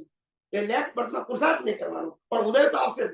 જેમ છેલ્લા અવતારમાં સંપૂર્ણ કેવળ જ્ઞાનીને પણ બધા જ ઉદય આવે છતાં અડતા નથી. પ્લીઝ પ્લીઝ ઉપયોગ ના કર્યો. હા, આપણે ઉપયોગ કોને કહે? એ જ બહારના પદાર્થોને કુદરતી રચના જાણવી એને ઉપયોગ કહીશું કે સ્વરૂપમાં રમણતા કરવી એને ઉપયોગ કહીશું? બે જ્ઞાન ને દર્શન. સ્વરૂપની રમણતા, સ્વરૂપમાં રહેવું, સ્વરૂપના નિશ્ચયમાં રહેવું એ જ્ઞાન, સમ્યક જ્ઞાનનો પુરુષાર્થ. ને તે સિવાય બધી વસ્તુને કુદરતી રચના જવું એ સમ્યક દર્શનનો પુરુષાર્થ. સમ્યક જ્ઞાન, સમ્યક દર્શન વગર કેવળ જ્ઞાન નહીં થાય. મારે એ જોવું પડે કે જોવાનું જ ના હોય? જોવા જઈશ તો પાછો એમાં જોનારો ઉભો થશે અને ઉપયોગ એક સમય એક જ જગ્યાએ રહી શકે, બે જગ્યાએ શાંતો રહી ના શકે. જોવાના બે પ્રકાર છે. એક સ્વભાવમાં રહીને જોવું અને એક પુરુષાર્થ કરીને જોવું. પુરુષાર્થમાં બે પ્રકાર છે. એક સ્વભાવથી જોવું એટલે કે જ્ઞાન દર્શનના સ્વભાવથી, એક વિભાવથી જોવું. વિભાવથી જોવું એનાથી સંસાર ઉભો થશે. સ્વભાવમાં જોશો એટલે સમ્યક જ્ઞાન, સમ્યક દર્શન ને સ્વભાવ કહેવાય. એમાંથી જોશું તો મોક્ષ માર્ગ માટે લાયક અને સહાયક સંજોગ બનશે. ને પેલો તો સ્વભાવ છે જ, પણ આ તમે સ્વભાવમાં રહીને જુઓ છો. એટલે હું શુદ્ધાત્મા છું તે લક્ષ્મણ રાખીને કુદરતી રચના જોઉં છું. ખ્યાલ? અને પેલો અજ્ઞાની તરીકે હું ચંદ્રલાલ જોઈ જોઉં છું. પણ એ જોવું એ તો જ્ઞાન દર્શન ગુણ થશે. દર્શન ને જ્ઞાન દર્શનની જરૂર છે. ચારિત્રનું શું જ્ઞાન? ચારિત્રની અંદર જ આ બધો ડખો. યસ, મિથ્યા જ્ઞાન, મિથ્યા દર્શનનો ઉપયોગ એનું નામ મિથ્યા ચારિત્ર. સમ્યક જ્ઞાન, સમ્યક દર્શનનો ઉપયોગ એનું નામ સમ્યક ચારિત્ર. અને કેવળ જ્ઞાન, કેવળ દર્શન એ કેવળ ચારિત્ર. ના ના કઈ કહેવાતું. જે આપણે સમજીએ છીએ કે ભાઈ ભાવ કર્મ છે એ નો કર્મના નિમિત્તથી થાય છે. મતલબ જયારે દ્રવ્ય કર્મ ઉદયમાં આવે, નો કર્મ બહાર વધે તે વખતે જીવને અંદર ભાવાશ્રવ જે થાય છે જેને રાગદ્વેષ કહેવામાં આવે છે. તો રાગદ્વેષ એ ચારિત્ર ગુણની નબળાઈ છે. હવે એ વખતે જ્ઞાન દર્શકનો ઉપયોગ કરી અને જીવ એ રાગદ્વેષને પર અને પરાધીન જાણે અને પોતે વિતરાગ સ્વભાવમાં સ્થિર રહે એને આપણે પુરુષાર્થ કહીશું કે રાગદ્વેષનો ક્ષય કરવાની કોશિશ કરે એને પુરુષાર્થ કહીશું? બસ સુંદર ક્વેશ્ચન. ક્રોધ, માન, માયા, લોભ, રાગ, દ્વેષ આ છ વસ્તુ ડિસ્ચાર્જ છે. એ વિતરાગીને હોય, યુદ્ધ બી કરે છે, પ્રેમ બી કરે છે, લગ્ન બી કરે છે, દ્વેષ બી કરે છે. ક્રોધ, માન, માયા, લોભ, રાગ, દ્વેષ જે પ્રકૃતિ દ્વારા વ્યક્ત થાય છે એ 100% ડિસ્ચાર્જ છે. એમાં લાઈફ વાળો એટેચ થાય બસ એનાથી કર્મ બંધાય છે. ડિટેચ રહે તો કર્મ બંધાતા નથી. એક મિનિટ, કર્મ શેનાથી બંધાય છે? ક્રોધ, માન, માયા, લોભ, રાગ, દ્વેષથી નહીં. કર્મ શેનાથી બંધાય છે એ કહું. કર્મ શેનાથી બંધાય છે? ભગવાન મહાવીરે કહ્યું છે આર્ત ધ્યાન, રૌદ્ર ધ્યાન, ધર્મ ધ્યાન થી કર્મ બંધાય છે. શુક્લ ધ્યાનથી મોક્ષ. પણ એ જ બહુ રાગદ્વેષ કર્યું કે બહુ રાગદ્વેષનો વિચાર જો તમે ભાવના લેવાના છે. રાગદ્વેષ જે બહાર થાય છે હું એની વાત કરું છું, જે પ્રકૃતિ થાય છે. પણ એને તો ધ્યાન કહેવાતું નથી. બહાર જે થાય છે આ ધ્યાન તો જો હમણાં બોલ્યો ને હું, આ તો પહેલા જે આપણે રાગદ્વેષ વાત થઈ એની વાત કરું છું. આ તો મેં તમને જવાબ આપ્યો. પણ એને તો રાગદ્વેષ ખ્યાલ આવ્યો? દુનિયાના લોકો કે તમને રાગ થયો ધીરે દિવસે કોને કે છે? તમને ક્રોધ થયો, માન થયો કોને કે છે? It's visible. જગત આસક્તિને રાગ કહે છે, જુદી વસ્તુ છે. આધ્યાત્મિક પરિભાષામાં આસક્તિ એ સ્થૂળ નહીં આવે, સ્થૂળ નહીં આવે. પણ રાગ સાથે જોડાવું એને રાગ કહેવાય, દ્વેષ સાથે જોડાવું એને દ્વેષ કહેવાય, ક્રોધ સાથે જોડાવું એને ક્રોધ કહેવાય, માન સાથે જોડાવું એને માન કહેવાય, માયા સાથે જોડાવું એને માયા કહેવાય, ને કપટ સાથે જોડાવું એને કપટ કહેવાય, લોભ સાથે જોડાવું એને લોભ કહેવાય. લોભને પુરુષાર્થ નથી કહેવાતું, પરિણામ કહેવાય છે.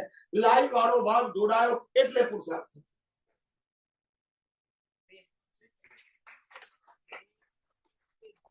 તમારા ઉપરથી બી આવે છે મેસેજ.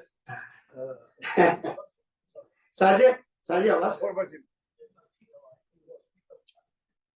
કાલે આવાજ છે પ્રભુ પ્લીઝ આ કન્ટિન્યુઅસ એ શબ્દ તમે બેકર તરીકે આપ્યો ત્યારથી નથી મિશનમાં ક્યાંય સાંભળ્યો નથી.